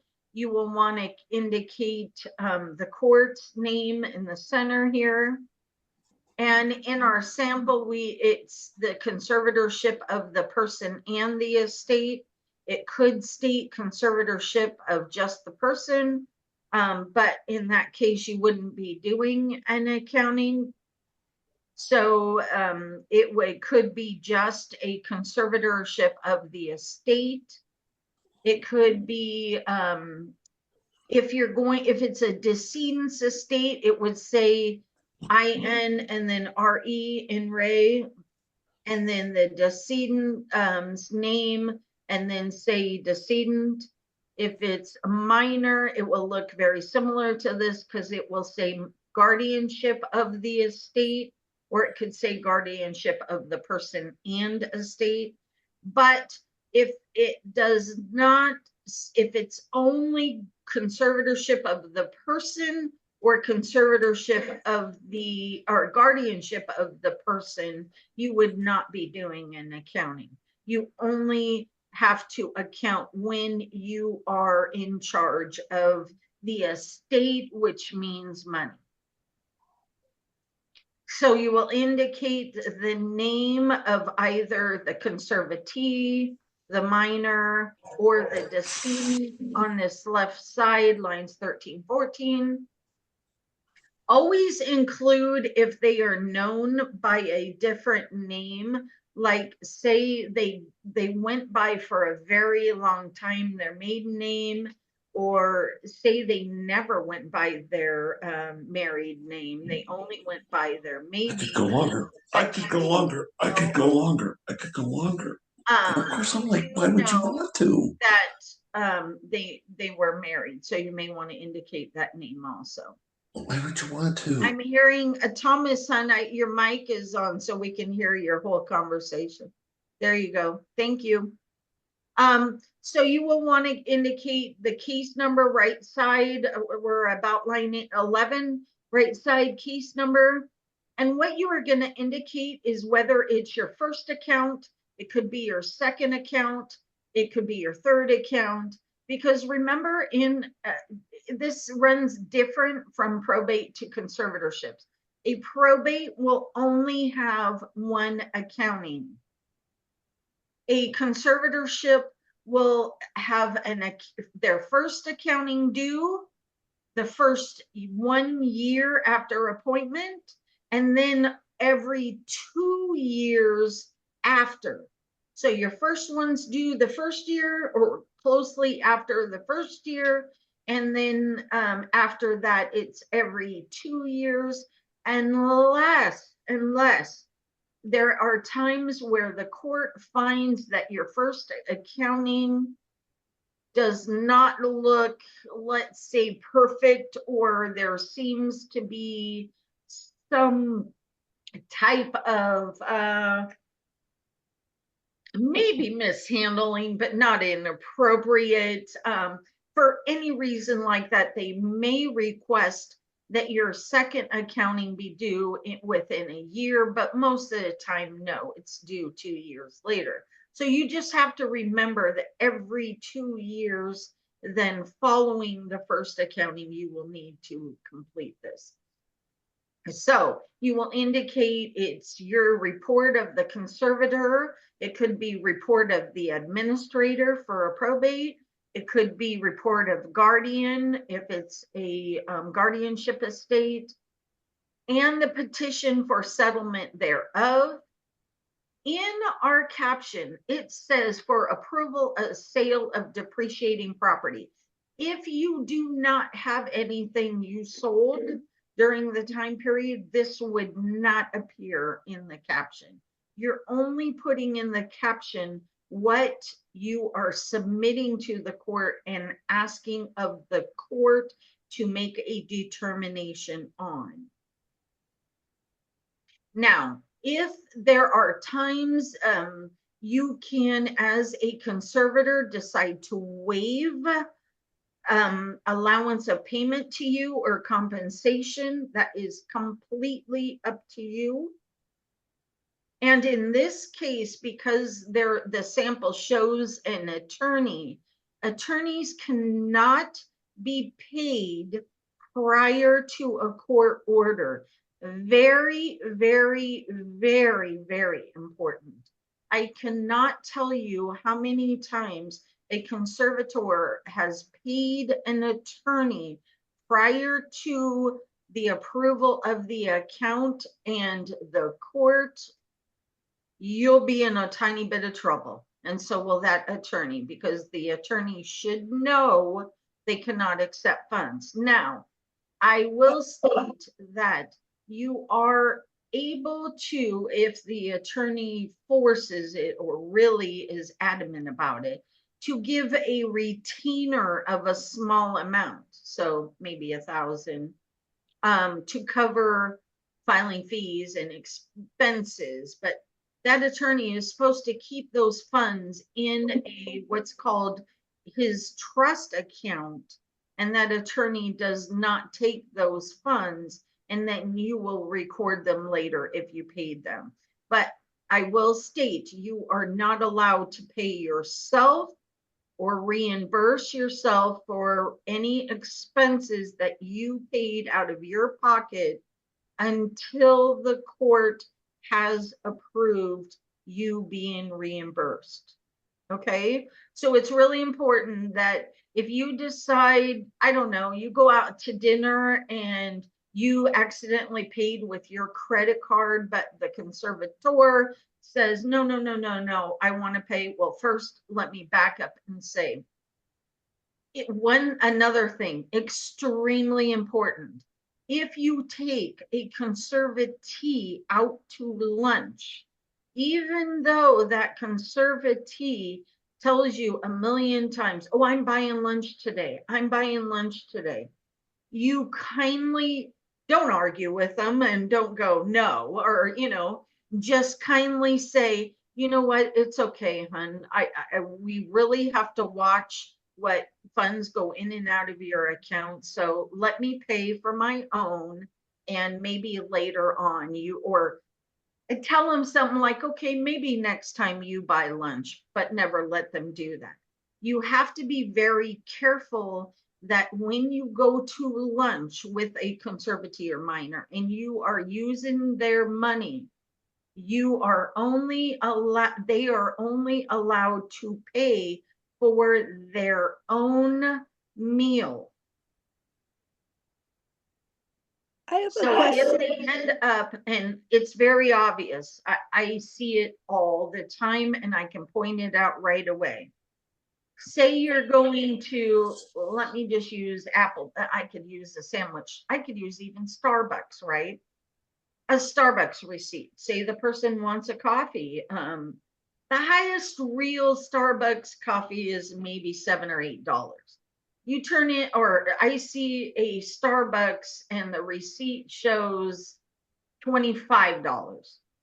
I'm instantly saying, okay, somebody else bought coffee with the conservative's money, because it's highly unlikely either the conservative wanted 4 cups of coffee, or even, well, maybe a little even more than that. But I'm talking, I've seen, so that someone took a conservative to, let's say, a steakhouse, and the bill was $150. I can instantly tell you that there is not a conservative in the world who will eat $150 worth of meal, right? It just won't happen. Like, they're usually tiny. They eat small portions. Sometimes they'll, maybe they want a dessert too and stuff like that. So I'm not saying tell them they can't have their dessert. No, you can never do that either. They are allowed to have what they want, but as long as it's for them. I have a Okay, so question be very careful about that. on the date of, Yes, Amber, there's a question. I hear. okay, my question is on when you turn in this accounting thing on this petition that you're showing us, Yes, or son. this order, Yes, son. This is a where petition. where it says the date of hearing, time, department. Now, are you getting a hearing date when you turn this in, or? Yes, are you- honey. I will get to that point in just a Okay. second. Okay, In fact, it's very next. So you. I have a question. Yes, son, go ahead. Under what circumstances would you use these procedures for a trust? For a trust, a couple of things. If you notice in the trust document itself, it will typically say some, but if not, you should just use the rule anyway. It will typically say when you become the successor trustee, or the original settlor, original trustor, is no longer capable of managing the trust, either by incapacity or death. But when they're no longer able to handle the trust, you become the successor trustee. And you will see in there, or typically in the trust, it requires a yearly accounting. It is very important in that case, you would not complete this petition, because you really don't need a court order for just a regular yearly accounting. In fact, something else would happen. You would just write a letter that says, please see attached the yearly accounting. In my trust accountings, and I'll give you my email and information later, I have a specific titled document that is the last page that tells parties, beneficiaries of a trust, that they have the legal, I think it's 90 days to file something in court. Otherwise, they waive their right to it. But you would not complete this petition. This petition, if you're doing trust accounting, you could actually log off and you'd be done with the course. And does that include the payment of an attorney who's been involved, or if there's any payment to an attorney, do you then have to go to court? No, honey, as a trustee, you are allowed to pay, and it states that in the trust, you are allowed to pay attorney fees and everything of that nature without court order. I'm only specifically talking probate, meaning death of the a decedent, conservatorship or a guardianship. You are not allowed to pay any attorney fees prior to a court order. Thank you. I want to add to that answer for trust and accounting. What we normally do is tell the beneficiaries, you serve them all and say that you've got an accounting and you've got so many days to accept the accounting and to sign a receipt. And if you sign the receipt, then everything's fine. If you would rather not sign the receipt, that you accept the accounting for the trust, then we will use trust funds, bring the accounting to court and have the court approve the accounting. And so it's going to cost the trust estate for that service. However, once the court approves the accounting for the trustee can no longer be sued for items that are disclosed in the approved accounting. Thank you. Thank Yes, you. that's exactly what I said. The notice goes at the back of the accounting. I myself have never done receipts. It's just not necessary. The notice itself on the back of the accounting and your letter is proof enough that you mailed it to them and they have that time frame. Because what should happen is, say for instance, a beneficiary files something in probate court stating you did not provide that accounting to them. The only thing that happens is the court requests you provide a copy of the actual accounting that you submitted in your letter, and it will have the notice on the back of it, and that is sufficient to say you provided the accounting. They do not ask for receipts, or I've never seen one, and I've done tons of them. Thank you. So you need to indicate the date of hearing, time, department. I never indicate the judge, only because many times a different judge might be there on that day. So I do not indicate that at all. But you would leave the date of hearing, time, and no, not department. Department you can put in because you know what department you're in. But I would leave the date and time blank. What will happen is when you submit, file, whatever you want to call it, to the court, this petition with your accounting, the court filing clerk will stamp your date of your hearing and your time on this petition. They will either handwrite it in or they will stamp it with a stamp, date and time. That then it will be provided back to you, and your responsibility is to serve, and you yourself cannot, it should be another person that serves a copy of this petition that includes the accounting to all parties, and they are told the date of the hearing, so that if they wish to attend the hearing, they are able to. So that answers your question, Robin. Thank you. Leave it blank. The file clerk will put your date of hearing and your time. Okay, so approve your accounting. Or Correct. not. Well, no, that does not approve it. What happens is this is just the date of the hearing. You have to wait till the hearing date. And then when you go to court that day, the judge will either approve or state or continue it, because they'll state you have to make corrections. Okay, thank you. Okay. So the people you're giving notice to, are they the same people that you gave notice that you were petitioning to be the? Absolutely, honey. You want to include every single person on there. Now, keep in mind, sometimes people can file for $40, what's called a special notice. So I can be the probate referee. I can be just a friend who lives next door and I want to know details about this case, I can file for $40 what's called request for special notice.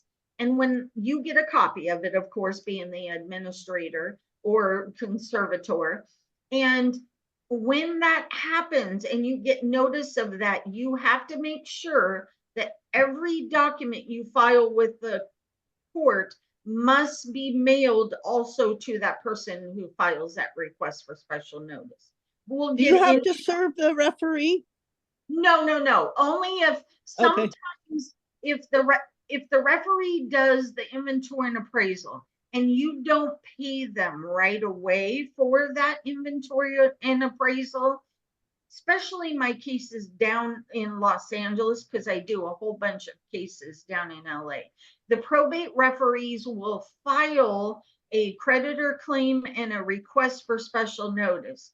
So they're making sure they receive payment either by you during the case or before distribution is done.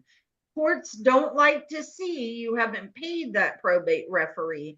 But in some cases, especially probates, where you may not have cash, then you don't have the funds to pay it with your own funds, you will hold paying the probate referee till the end or a final distribution. And in that case, again, it's really at the discretion of the probate referee. That's the only reason why I referenced it. But typically, you are only serving whoever you've indicated. Been serving prior. Right. Okay, so on the petition, you yourself are the petitioner. You are the conservator of the conservatee. You present to the court your first account. Typically right here, as it says line 20, the verified first account, what I do is copy everything that you put on line 20 through 15. And you respectfully state the following facts. 1, your appointment. Please, you must indicate your appointment. It is, remember when you submit documents to the court, your documents must stand on their own, meaning you're not saying, court, you can tell, go look at my file and see when I'm appointed, or make the court do any work whatsoever. That's not their job, that's yours. You put in this document everything they will need to know to approve this accounting. And it starts with your appointment. So in this case, we're indicating petitioner was appointed conservator of the person and the estate. You may only state conservator of the person. You may, again, you wouldn't be filing this, or conservator of the estate. And then the conservatee's name. She's also known as Jeannie Gray, the conservatee. And look at the date, on March 8th, same date we put on the inventory and appraisal, remember? Now you will see, and letters of conservatorship were issued March 14th. Maybe March 8th was a Friday. By the time you submitted your letters to the court, you had to go file them, it was March 14th. So you're indicating both days. One is the date you received your order, and the second one is the date you were issued letters. And at all times you have been acting as the conservator. Now, number 2 states inventory and appraisal. Your inventory and appraisal, I say, was filed on what date? You will need to know that date. And it showed a total value, or a value of, in this case, we had $1,342,058. Again, guess what the examiner's going to do? They're going to go right to your accounting and go, okay, let's look at her beginning assets and let's verify they balance to this number. Your period of account, that's next, number 3. This account covers what period? You were appointed on March 8th, and this is your first accounting. So your accounting period is March 8th through March 7th, again, 1 year.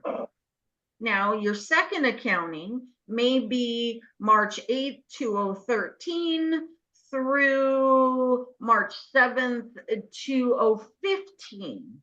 You will just state what your accounting period is. Charges and credits, those words again. The conservator is charged with any credits set forth on my summary of account. Again, that summary of account is what you did to start your accounting. And I need the sheet to slide down, and I don't see Rex at the desk. I might be able to just pull it myself and continue on without you looking at the screen. Oh, sorry.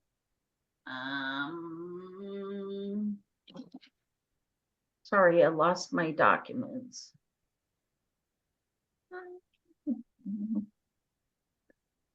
Handouts. No, that's the court accounting. I'm so sorry.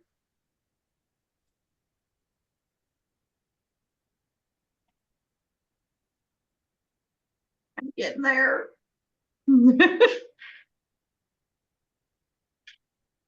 Okay, here we are. So follow along with your other sheets and not the screen. So number 4 is the charges of credits. So you will indicate the charges and credits. I like to summarize what was on the summary page. Now he's back. So I like to summarize what's on the summary page. So I like to say my beginning assets were this, and just kind of do a summary of the summary page. Number 5 talks about authorized investments. So please understand, as a conservator, you must keep assets in interest-bearing accounts. Even if the conservator had a non-interest-bearing checking saving account, you must transfer it or make sure you tell the bank that it must be an interest-bearing account and you must change it. Let me tell you a real quick story. I know we're off on time, but it's really important. I have had a case or seen a case where the conservator did not put money or did not have an interest-bearing account and had quite significant assets. So let's say there's $50,000 in a checking and savings, no interest bearing, right? Went on for 2 years. What happened was the beneficiary, who ended up being a daughter or child, I can't remember which one, the beneficiary actually petitioned the court and asked that the conservator pay the conservatee state all of the interest that the account should have gained while the conservatorship happened.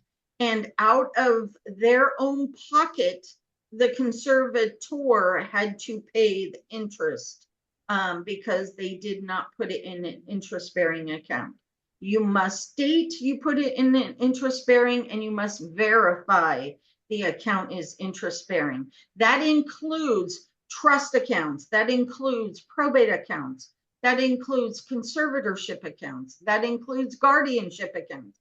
All accounts that hold cash must be interest-bearing accounts. I don't care if it's 2 cents, 1 cent, $15. You want to make sure you're in an interest-bearing account, and you will indicate on here whether you honestly have it. If you state it was not in an interest-bearing account, please put an explanation on why you did not have it in an interest-bearing account, because it'll be something the court will ask you to do a declaration on. Okay. Tamara, can I interrupt for a second? I want to let you know that you can go for another 35 minutes. Okay, thank you. So the statement of liabilities, basically what you're stating here is there is not a lien that's been filed. Why would a lien be filed? say it's a conservatorship and say the conservatorship maybe did a reverse mortgage or something like that. The reverse mortgage now knows the conservatee is no longer in the home, they're in a care facility, and they want to call the loan or something. They could do a lien, they can, pursue other actions. You just want to indicate to the court that nobody has filed a lien. Say, for instance, the conservatee for some reason borrowed money from somebody and somebody decided to put a lien, which they would have had to go to court and all these other things, but they could put a lien on the account. You need to indicate to the court whether there has been a lien. That's very rare, very, very, very rare. So please don't worry about it if you haven't seen it. But you will also want to state that there are no taxes due on any judgments or liabilities. We will get into when I state taxes. This is not this. Let's see in here if it does include state and federal. Yeah, maybe it does. So you want to indicate and make sure that I don't do my petitions this way. I do them a little bit different, but this is the sample. I state in a separate paragraph that all taxes are paid. As a conservator, you are responsible now for filing tax returns every year. If, and I say if, the conservator has income that is taxable, you may, your first 1 or 2 years, if it's only Social Security, usually taxes are not, don't need to be filed. But what about if you, for instance, I guess this might apply, was that the 2023 taxes have not been paid for by the person I'm doing probate for? You, before you, well, you have to turn in an accounting, but you better state that you have not prepared the 2023 taxes, but you are definitely going to be doing it right now soon. Yeah, because I wasn't sure when I was supposed to, when it was all supposed to. They were due April. If you were appointed after April, it's due as soon as possible. But yeah, I was appointed in July.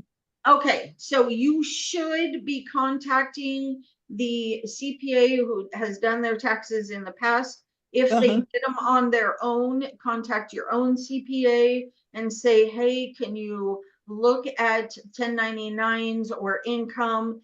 And or if you don't have 1099s or income, and you can ask the CPA, because you're now conservator, there's a form they administrator, actually. Administrator, okay. There is a form you complete, and you will ask, okay, let me back up. I'm so sorry. For an administrator, you're only going to do this accounting when you're done and ready for final distribution. Oh, so I could actually take care of this stuff before I do all this. Absolutely. You absolutely want to. So it doesn't affect me. Right. Do not file this without filing the taxes first. Now, there could be an instance where the CPA says, you know what, there's not enough income. Don't even, I'm not going to charge you to do a tax return that's going to be zero taxes due, right? If you have that, keep the letter, the email, whatever it is from that CPA that states that, because if later something comes up and oh my God, you owe taxes, you've already distributed, what are you going to do? There's no money left, right? You can't ask people for their money back that you've already distributed or whatever. So that's why you want to make sure all taxes are paid prior to this. Now, this also means property tax if the decedent owned property. It is unfortunate, but sometimes if there is no cash in an estate for a probate, but property tax, there is real property and property taxes are due. Oh, there is real property. It could be a lien on the house, right? Well, there could be, but please note that as the administrator, you've obligated yourself now to pay the property taxes for this decedent and ask for reimbursement at the very end. So. Oh, yeah, because it's in my name now, right? Because you roll over to your name. It will not roll over to your name until the court approves this final petition. So it is not in your name yet, or should not be. Well, I thought when you're an administrator and you have to sell a house from the decedent, you have to put it in your name at the recorder's office, Oh, right? no, honey. In the No, no, no, county? no, no, no. You only indicate you're the administrator. It still stays in the decedent's name, but you sign the deed as the administrator. Oh, okay. Thank you. Sorry. Okay. But Good you're thing. still responsible, whether there's a sale or not, to have property taxes paid. So that's what you're indicating in. I have a question. That's not part of disbursement? I'm sorry, sweetheart. What? One more time? So you can't pay it from the decedent's account, the property taxes on their property? Honey, I'm stating if sometimes decedents don't have cash, they Got it. only have a property. In that Okay, case, sorry. you are responsible. If the decedent has cash and has money to pay those property taxes, you must pay them from the decedent's money. Yes, ma'am. Okay. So there'll be two instances. One is you have an estate that has no cash, and one is you have an estate that does have cash. Regardless of cash or no cash, somebody has to pay the property tax and keep them up to date. Okay. Thank Okay. you. So moving on, sale of an automobile. If you do not have a sale of an automobile, you won't put this in here because that would be silly, right? But in our sample, we had a sale of an automobile, meaning the conservator can't drive anymore, right? License taken away. They're incapacitated. They can't. And in the sample, it even states that the car itself was on the inventory and appraisal attachment 2, because remember, non-cash, and it was line item 7. I don't put that in there myself, but it's helpful. I can see it's helpful because anybody, the court, a beneficiary, anybody can look at the inventory and go, okay, I get it. They can also see that, or what I indicate in this section, if I do sell something, is I indicate the probate referee valued the automobile at $5,000. But because, I'm sorry, but because the engine froze, the tires are worn, somebody crashed into it, I don't know, I give an example, whatever, I could not sell it for $5,000. I could only sell it for $2,000, right? Then I would indicate I sold it for a loss because of this. And that way you're telling everybody, you're not hiding anything. The more you try and hide, or maybe it's not hide, you just think they don't really need to know that, the more it leaves questions for other people, and the more you're leaving yourself open to them filing something in probate court, which will cost more money because you have to answer the question. So just put it in there, whether you did something like, let's say I had a couple of times where they gave it to the sister because the sister didn't have a car yet. Well, you're not allowed to do that until the court says you can give it to the sister. But if you've already done it, don't lie and still say you have it. Like, say, you know what, I already gave it to the sister who's a beneficiary. I'm going to deduct it from her end accumulating assets. And you will see that in the very end. But here we just indicate we sold the vehicle and it sold for a loss. Sale of furniture and fixtures, again, I don't really include this, but you can, that this was furniture from the vacation home. And so you would indicate how you sold it, who you sold it to. Doesn't have to be an auction house, can be you had a driveway sale, an estate sale, you did it on your own, there was no charge for a dealer, you collected this amount, blah blah blah. So you would go through indicating that. Sale of real property, again, for conservatorships and guardianships, you were never allowed to sell the conservator's residence or vacation rental, whatever, without court approval, meaning you must petition the court ahead of time to even sign a listing agreement. You must indicate who the realtor is, what they're listing it for, how much commissions are, blah, blah, blah. The court will then sign an order stating, yes, you can sell the property. Then you can put it on MLS, or your realtor can put it on MLS.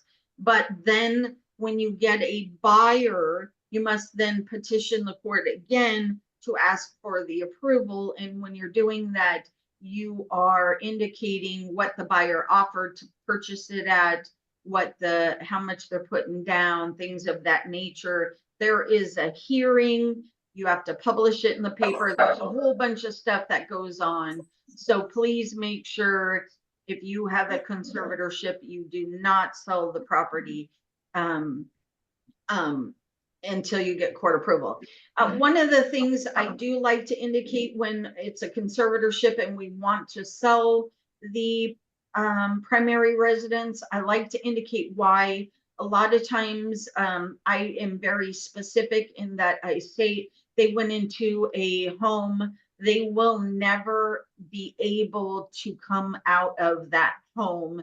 That means their condition, their disease, whatever they're in there for, it is not curable, and you don't see them, even if whatever it is they got cured, they would never be able to live on their own by themselves.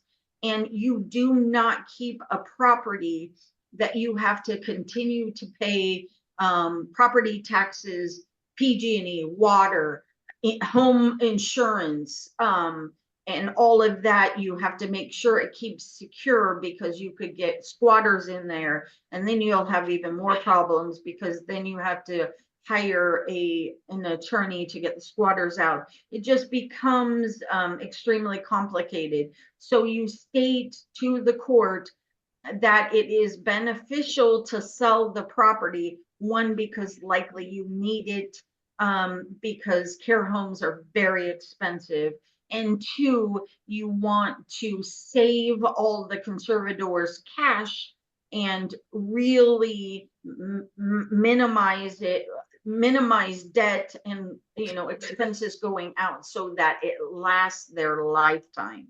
That is your whole goal, is to try and make whatever assets they have last their lifetime. That's just what it's all about. So again, that's really important. Additional bond, you indicate on here, I usually don't say additional bond, I just say bond. And I indicate at the time of appointment, I was told that I had to produce a $20,000 bond, and I did so. But now that this house has sold, and again, it'll take me back to the question we had on the inventory and appraisal. Now you're getting cash. Now you're getting more money you're responsible for. What this is all about is the court wants to make sure that your bond covers all of your cash, so that if any cash disappears, and I can't tell you how many accountings I do, and cash disappears, that either the court can go after your bond for replacement of that cash, or you can reimburse it. Like, say for instance, I have a conservatorship where it's the mother who's a conservator of the daughter. She has a very fast cancer type disease. And the mom went ahead and spent the conservatee's money and started funeral services and put down payments at homes and blah, blah, blah. The court forced her to replace the money with her own funds because she did not have approval to do that. And that is not an authorized transaction. So keep in mind, at that time, it was $5,000. If the conservator cannot come up with that $5,000 to reimburse the this conservatorship estate, the court would then go after the bond for that $5,000, and then you would be responsible for paying the bond company.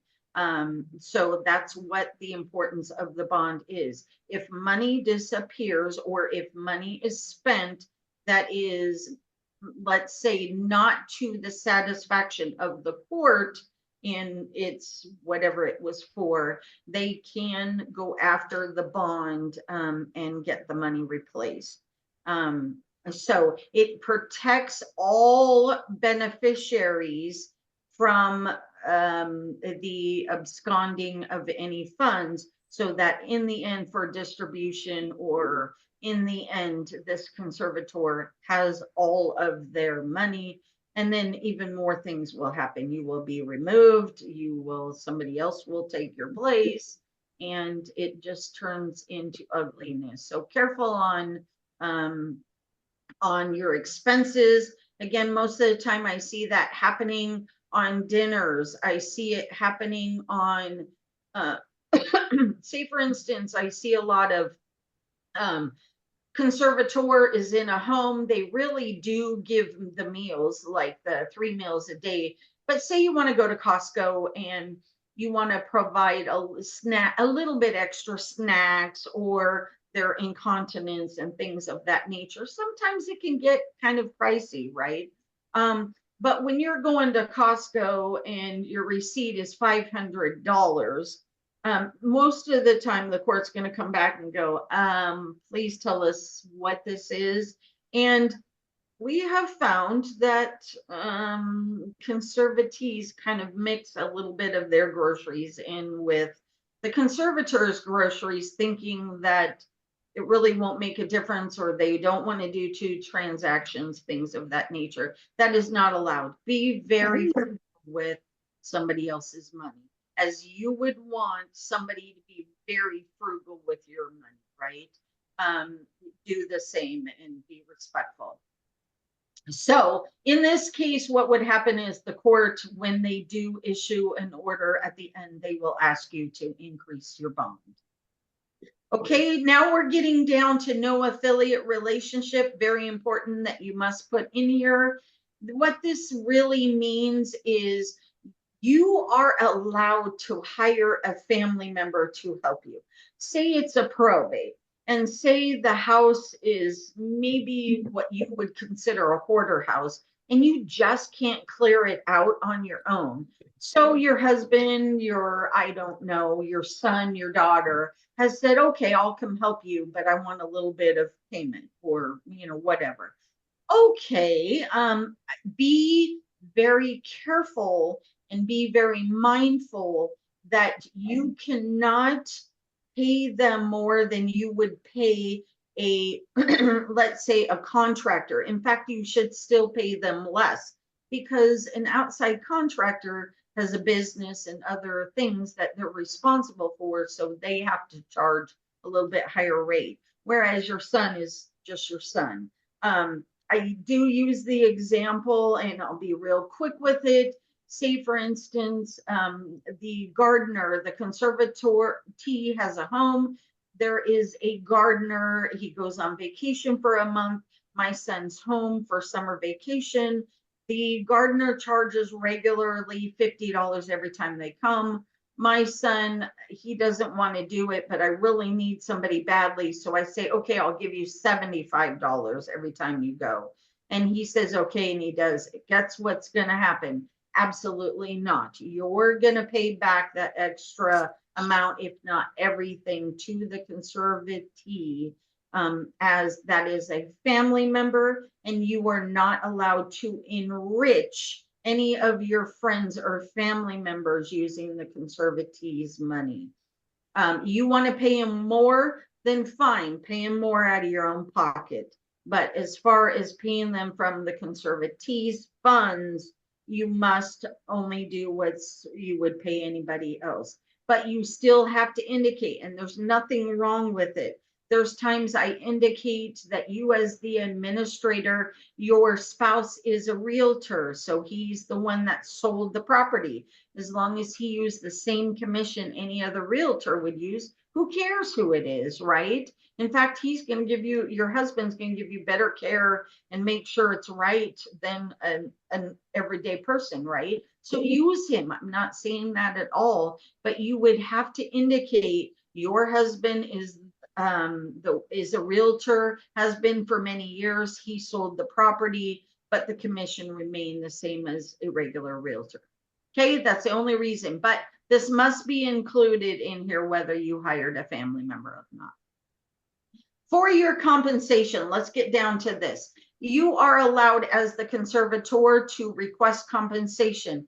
This is the only time you are allowed to request compensation.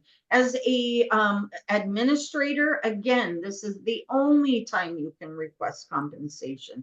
As a guardian, this is the only time. Most of the time, I don't see guardians wanting to charge their own child money for the guardianship or managing it like this. So typically they will do what's called waive compensation. If that's the case, under this title, you would just say conservator decides to waive compensation and will not be requesting any funds at all. This does not include any expenses you might have advanced on behalf of the conservatee. This is only compensation. Okay, so let's get into it. Well, how much can I charge? So say you're a conservator, and we'll use this example. In this case, the conservator is the son. And he states, I have spent over 150 hours providing services to my mother. I have visited, so what have you done? I have visited her care facility. I have made sure she's receiving proper care. So that means I've checked when I've gone to see her that she looks like she doesn't have any bed sores. She looks like she's being changed when she's supposed to be changed.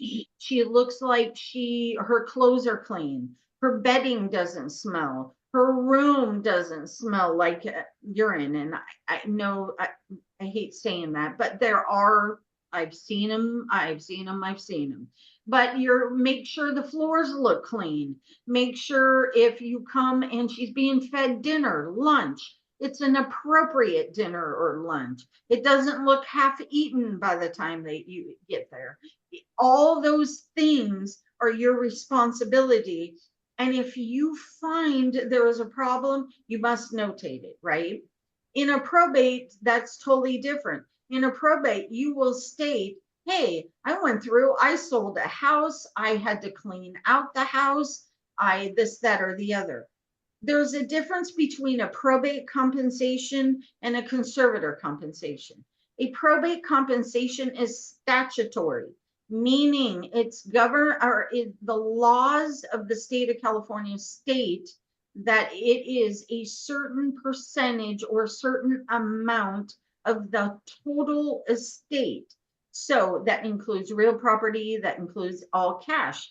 So as a probate administrator, special administrator, executor, whatever you want to, whatever you're titled, you are tied at the amount of compensation you can receive.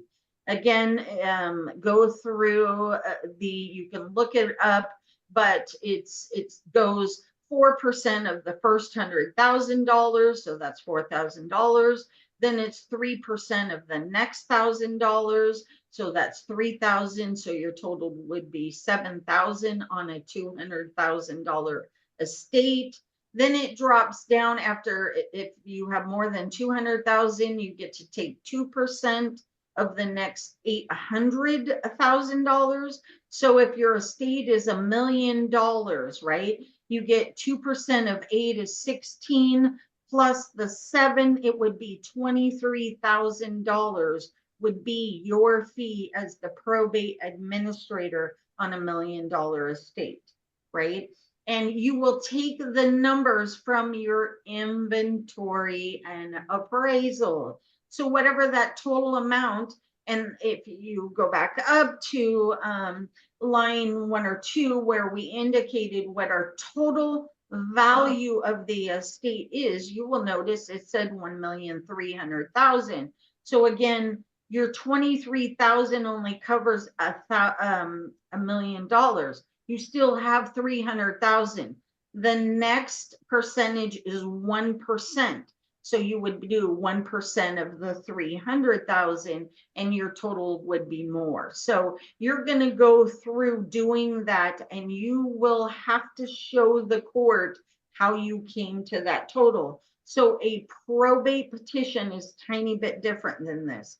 This is only for conservatorships and guardianships, although the data within the petition is very similar. Any questions on that? Because we have a few probates. Tiffany, honey, do you understand that fully when you get time to get down to doing your petition? Yes, ma'am. Okay. Robin, honey, you're also on a probate. Do you fully understand? Yes. Okay, great. Anybody else that's in a probate that they fully understand or any questions? You know, oh wait, one quick thing on, you could also put like this class. You took this class for the probate too, right? You can, yes, but the Like class for- is pretty, well, you remember. I meant for like your hours to say like. You can, yes, honey, yes, yes, Okay. yes. But, you know, it doesn't, again, you're doing a probate. Oh, so it's a set amount.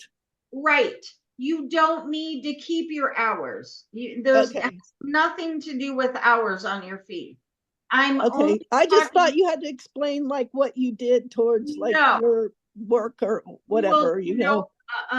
Different, it's different format than this, sweetheart. Okay, So this is really for conservators, or Okay. guardians. So you do need to indicate your time. Now, this person, this son who we're seeing this sample, has stated for the 150 hours, he only wants $500. Beautiful. Nice. Court would approve that right away. You can charge, the fee used to be $50 per hour. That was the reasonable fee. I think that you need to look at, depending on what county your conservatorship is in, there will be local court rules that will indicate what is the maximum rate you can charge as a conservator. In Contra Costa, I believe last year they raised it to 75, but I really like to use the more down on the 50 range, because, you know, although if you do use 75, it depends how many hours.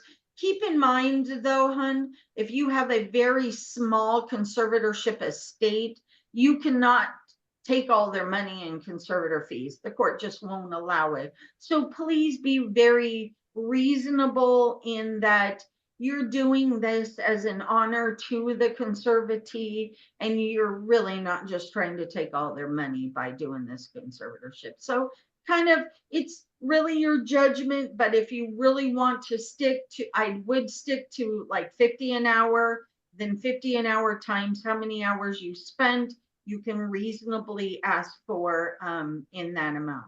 Again, probates, you're on a statutory, no hours, you don't have a choice. But you can also on a probate waive it if you do not. Okay, keep in mind also, this compensation is taxable income to you, even if it's conservatorship or a probate. A lot of times with a probate, if you're the only one to inherit, you would not take compensation because it's taxable. Inheritance is non-taxable. So do not take your compensation, because you are supposed to report that on your taxes as income. But in inheritance, you would not.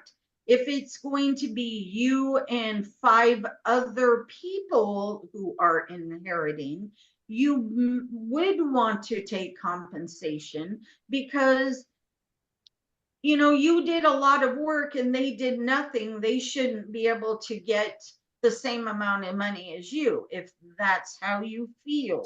So weigh your options. Weigh your options. Now, how many people actually turn in on their taxes the compensation? Probably a very small amount. But me as a tax person and me as in the law state, you are supposed to record your compensation. It is a taxable income. And you don't get a 1099 on it, do you? No, ma'am. No. In a trust, that's a whole nother thing. So let me go back to this trust.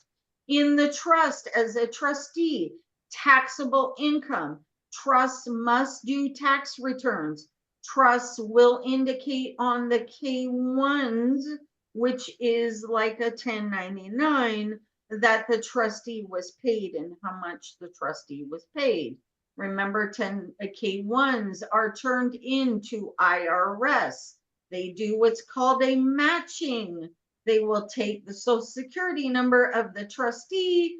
They will match the income they received as a trustee fee. They will look at your tax return to verify you've recorded that income as a trustee fee. So be very careful. If you turn in a tax return does not include the trustee fee, and the IRS comes back a year, 2 years later and says, hey, we've made a cute little adjustment for you, you can almost bet they found out you did not record that trustee fee, and they're going to get their tax on that trustee fee, whether you like it or not. And you're going to pay interest and penalty from the time you should have reported it. So you're going to get kind of a little smack on your hand.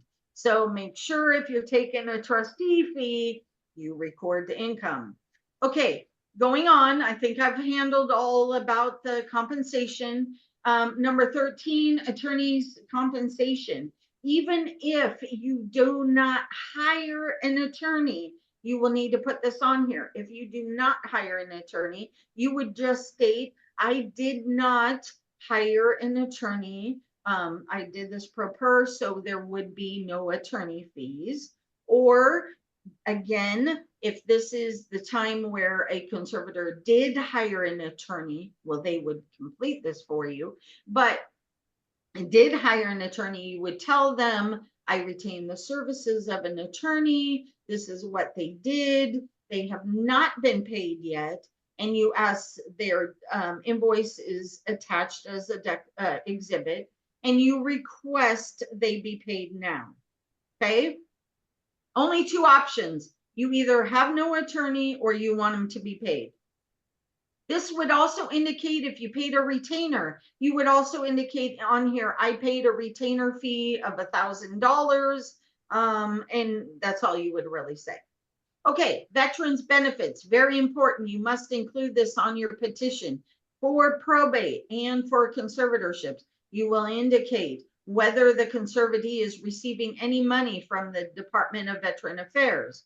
Very important that you do state that. You either are going to state one or the other. Either they are receiving money, and you will know that because there will be deposits, or they were not receiving money. Maybe the house is on a VA loan, and meaning that the house was bought using Department of Veteran Affairs funds, or basically the down payment, or actually the whole loan. You must indicate that here. Okay. A state hospital, if they were committed to a state hospital, you must state that. If they were not, then you state they were not, but you do need to indicate one or the other. That is included on a probate, it is included on conservatorship, it is included on a guardianship. Conservatorships or conservatee's address. I do not like to indicate this. Probate, of course, you would not indicate this because their address is either in the ground, unfortunately, or in ashes. So they don't need to know that. They already can make that assumption. Conservatee's address. This is public information, meaning anybody, I myself, as long as I know your case number, can go to the court. I can get a copy of this. I don't want people to know where she's at. The court knows because you've had to file a gazillion, and I'm not kidding, a gazillion papers stating where the conservatee is. So they know that. You can state the conservatee is still at the same facility as they were when the conservatorship was filed, or you can say something like that, but I don't like to indicate where they're at. It's, you know, everybody who needs to know has already been informed, so nobody reading this petition needs to. Okay, your account statements. Remember, you must submit original bank statements. What do I mean by original bank statements? Oh my God, all the bank statements are come online. Probates, you will need to submit bank statements if you're doing an accounting. Probate doesn't necessarily have to do an accounting. They can get waivers from beneficiaries, but you need a waiver from every beneficiary that states they waive the accounting. They don't care if you do an accounting or not. Once you turn in that accounting waiver, you do not have to do an accounting. You don't have to turn in bank statements. You don't have to show them bank statements, on and on. But in every other case, you must submit bank statements. You do not ever submit bank statements attached to this file. Again, bank statements are confidential, and your job is to keep a conservatee or a guardian's information confidential. So you submit them on behind a separate document called a cover page that it states that it's confidential. Sorry, I had to take a drink. And that the court will not allow it on their court system to be ordered by anybody, seen by anybody. So all you state here on your petition is you're submitting your bank statements. Remember, with bank statements, be very careful. When you become an administrator, when you become a conservator, make sure, I always ask for the bank statements to be sent to me monthly. I do not do online transactions. Yes, it will cost you maybe $6 a month for those statements. It's okay. You have to turn them into the court. Now, let's say you're beyond that. You never had the statements mailed to you. What happens? You need to go to that bank. You need to ask the bank to print the statements for you. The bank statement, it's very important. They cannot be double-sided. They must be single-sided. And typically the bank will charge you quite a hefty fee for them to print those statements. What the bank must also do is certify those statements as true and correct. They either make their special stamp on the back, they do something, they sign them, whatever they do, they will have to indicate that they are produced by the bank and that you did not download them from the internet, because the purpose being that, meaning I can manipulate almost any PDF you send to me. So if it's a bank statement and I really wanted to be a felon, I don't choose to be, promise you. But if I wanted to be, I could change an entire bank statement. I can change that I took out 100, or maybe I took out $1,000 and I only wanted to say I took out $100. I can make that change. The bank must see the original bank statement. So you have to be very careful. So they can be printed, but they have to be printed by the bank and turned into the court that way. Okay.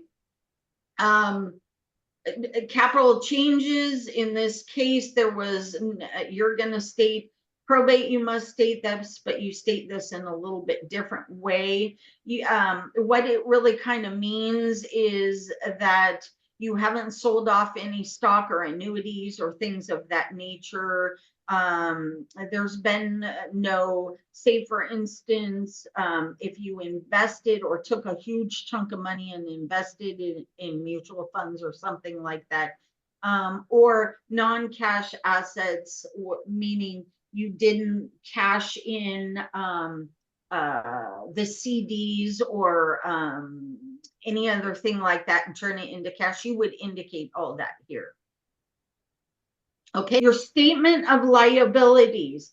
If your conservatorship still owes a loan, there is a first deed, there could be a second deed, there could be anything of that nature. There's still a loan on the property. You would want to indicate that there still is a balance, and our example shows. I myself don't go through calling how much the payments are, what the interest rate is. Some of that you just will kind of never find out. That's complicated. In a probate, if you're going to distribute real property that does have a loan balance attached to it, you need to indicate that it has still a loan attached. That is indicated in your petition. And when you're distributing that property, if you're distributing it to beneficiaries, they must know that they don't get the probate or the real property free and clear.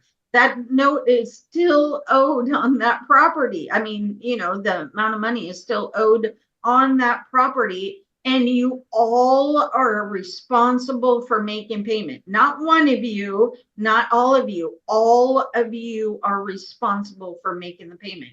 Now, one more little thing with probates. If, let's say there's 4 or 5 people that are going to inherit a real property, and say you don't get along. Happens, hun. You don't even have to explain why. You just don't get along. Any of those beneficiaries may petition the court to either force a sale or to buy them out of their interest, because they do not want to be in a contract with you, or it could be other people. They don't have to. I don't have to have a reason why I don't want to be on a property with you. If that should happen, then the remaining beneficiaries who own the property would all have to get together, put their money together, and either buy out the person, or you will be forced to sell the property, and the court will order the forcing of the sale.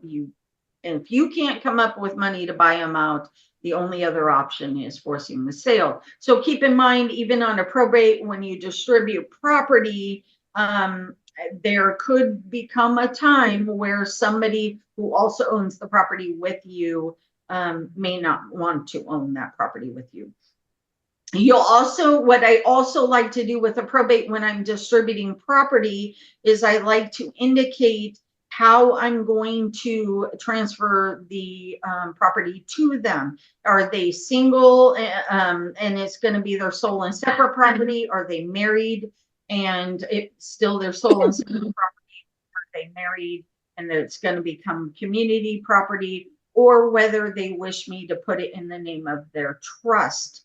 That is all the things you will want to get together with the beneficiaries before you do distribution, because once you indicate it in the order, you will need to follow that order. Okay, so get all that together and decide that ahead of time if there's real property that's being transferred. Okay, request for special notice. You must tell the court if anybody has filed a request for special notice. You would have been delivered a copy of the request for special notice. Say, for instance, you feel maybe somebody filed this and didn't tell me, or I didn't get notice. If you put on here, there was no request for special notice filed, and the court finds that yes, indeed, there was somebody who filed a request for special notice, the court will ask you to correct or do a declaration that corrects this, because they will tell you who the person was who filed the request for special notice, and you will indicate that. So don't be alarmed if, God, I didn't even know, don't be scared. You have an opportunity to answer examiner notes and correct anything you may have stated improperly, but don't on purpose state stuff improperly to see if the court will find it. No. Definitely don't do that. If it's an accident and you truly just did not know, or you did not remember, it's don't worry about it. You'll correct it. Okay, the very end, because here we are, we're at the end. What do we want the court to do with this petition now? I gave you all this information. I've given you my accounting. What, as a judge, do you want the judge to do? So you are going to tell the court, or pray, and you be respectful, and you do pray, whether that's your belief or not, it doesn't have the same meaning, but you are praying to the court that they please do the following. So 1, you want them to approve your account as you submitted it and call it settled. Again, here ends your liability. But you're not stating that, but legal words you are. You want all acts that I have done to be approved. That includes selling the vacation home. That includes, well, we put that down here later, but it includes all that I've done. I've marshaled all the assets. I've kept the assets in interest-bearing accounts. I've filed tax returns. Robin, I filed tax returns. Yes, ma'am. You'll want the court to, approve all that. You did your job, you're done, right? So you will stay here. I just want you to approve everything I've done. I want you to approve that I sold the vehicle at a loss. It is what it is. You did your best. You're not trying to sell it now. That doesn't include selling it to a friend for a cheaper price. Let me be clear there. It has to mean it was a real loss. You just couldn't sell it for what the probate referee valued it. Okay, you sold the conservatives furniture. Whatever you've done in your petition, you must repeat that you want the court to approve all that you have done. Okay, now upon settlement of this account, okay, you approved all this above, I want you to please pay me the sum of $500. Remember, I said above, we did 150 hours. So now I'm asking for $500, and I'm asking you to please allow me to do that, right? If it's a probate, you will state that after paying the bills of 1, 2, and 3, because say you have bills you haven't paid yet, a probate referee or whatever, that you allow me to pay myself the statutory compensation. Okay, again, you want to ask to pay the attorney, right? Because the attorney hasn't been paid. So this is the point where you ask if you have an attorney for the attorney to be paid. And then you also always want to allow the court to grant any other relief, that's money, or anything else they wish to add, you let them do so. Now, I'm going to go real quickly since you're still here on the line.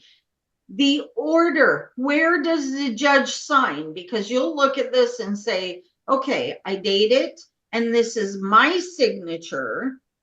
And well, let me get one more page because I forgot. If there is an attorney, basically this is turned around. Really, the attorney would be first. The attorney would sign this, and you would only sign a verification. So this is a wrong example.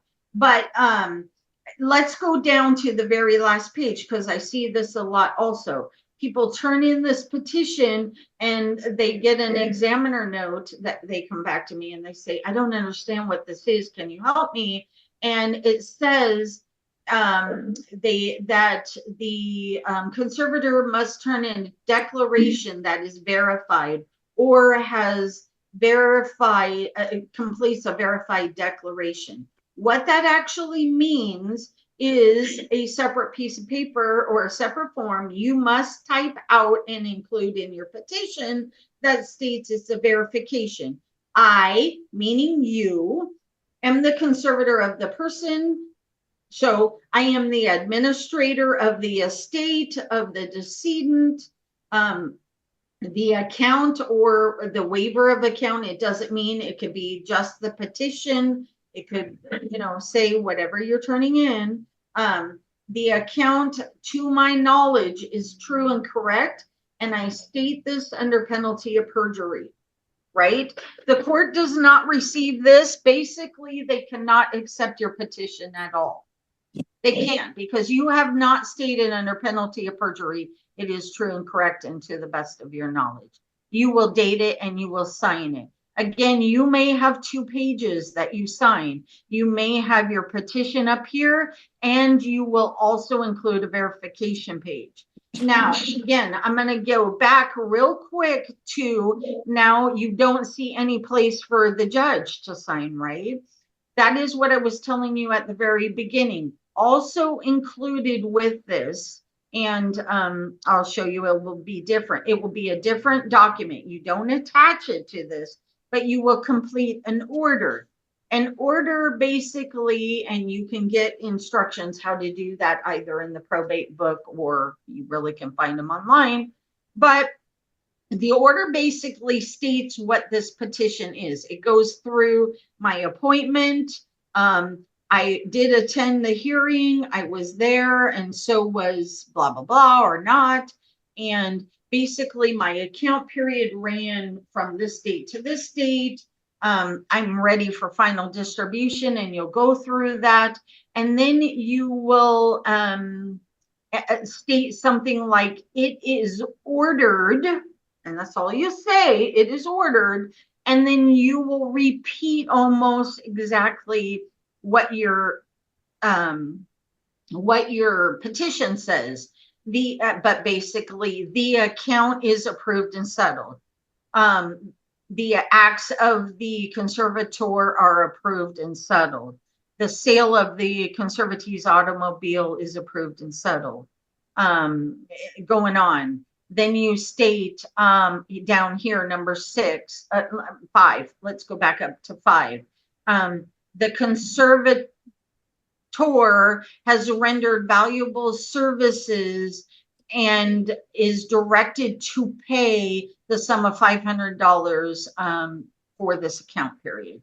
The attorney has rendered valuable services and I am directed to pay the attorney. And then any such further orders. Now, if you're doing a probate, you have to be very careful. If you're distributing property, you have to add a few more lines in that the total cash assets at the end of my account period, after I've paid everybody up in 4, 5, 6, 7, right? All the ones above here, my remaining cash is $100,000. I am going to distribute it the following ways: 1/3 to Robin, 1/3 to Tiffany, 1/3 to Tamara. And so you must state how much cash you have left and how you are distributing it. If there's a house, you must indicate the real property. You must give the full legal description of that real property. You must give the address of the property. You must give the percentage that person owned. And then you will state how you are going to distribute it. And this is why I said it's important to know how, because you will say 1/3 to Robin, a married woman, as her sole and separate property, and 1/3 to Tiffany as a single woman, as her sole and separate property. And then 1/3 to Tamara, a married woman, as her sole and separate property. And then state like as joint tenants or as tenants in common. And you should really figure out what those differences mean. I'll quickly tell you joint tenancy means right of survivorship. If one of us passes away, Robin passes away, sorry, Robin, I use you first.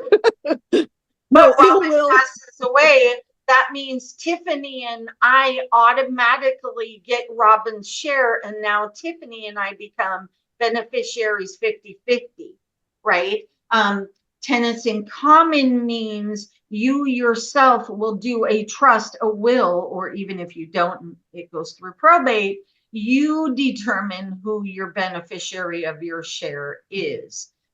So make sure you have those things on your petition. And then also, again, you will state any other relief that the court deems proper. You will leave a date. You will not indicate a date. We'll leave that blank on your order. You will make this the line, and you will state Judge, Superior Court at Contra Costa County. You leave it blank. The judge will then sign it and present it back to you after the hearing. Now, there's one more thing because I didn't state.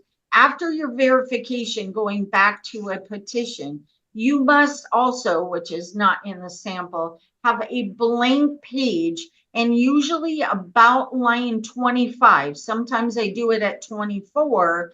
I will center it, big bold letters. I usually use about 18 type, maybe 20 type.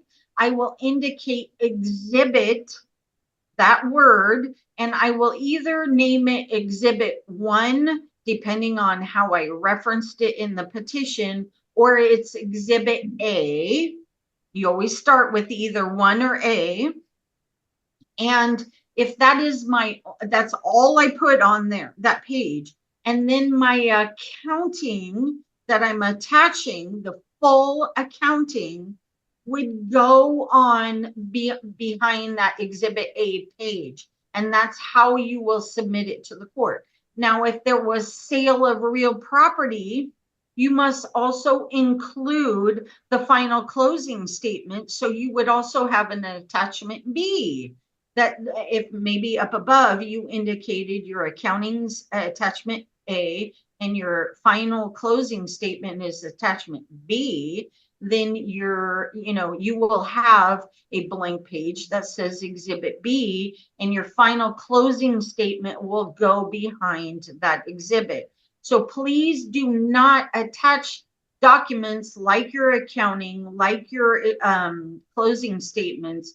Just don't throw them behind this petition. You need to throw them behind the exhibit you've referenced in the petition.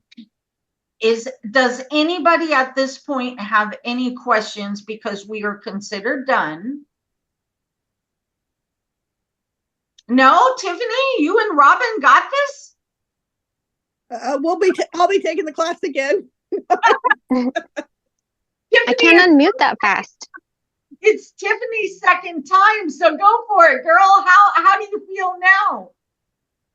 I still, I messaged Rex because even though you said not to reinvest the dividends, I did. So I needed more information on that.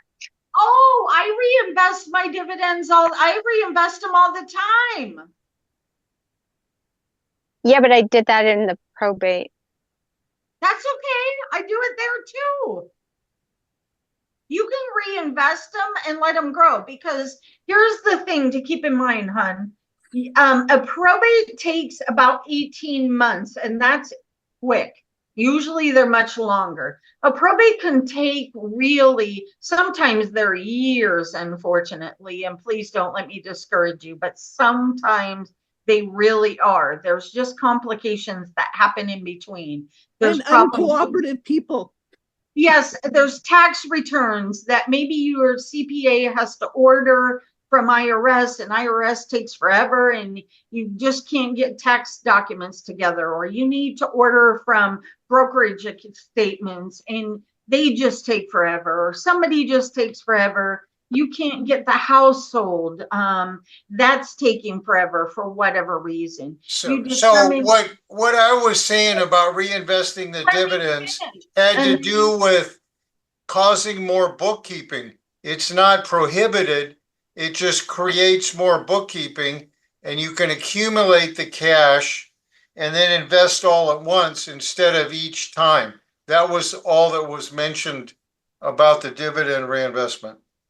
Okay, Rex, let me finish my comment because then I'm going to turn it over to you, but I don't want to bounce back and forth.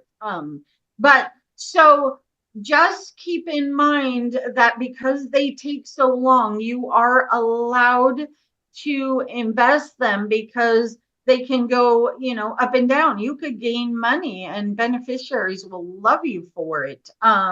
It doesn't mean that you can't. Now he explained, but it's fine as long as also keep in mind that sometimes, and we're talking sometimes, like say for instance, when COVID happened, that stocks tanked.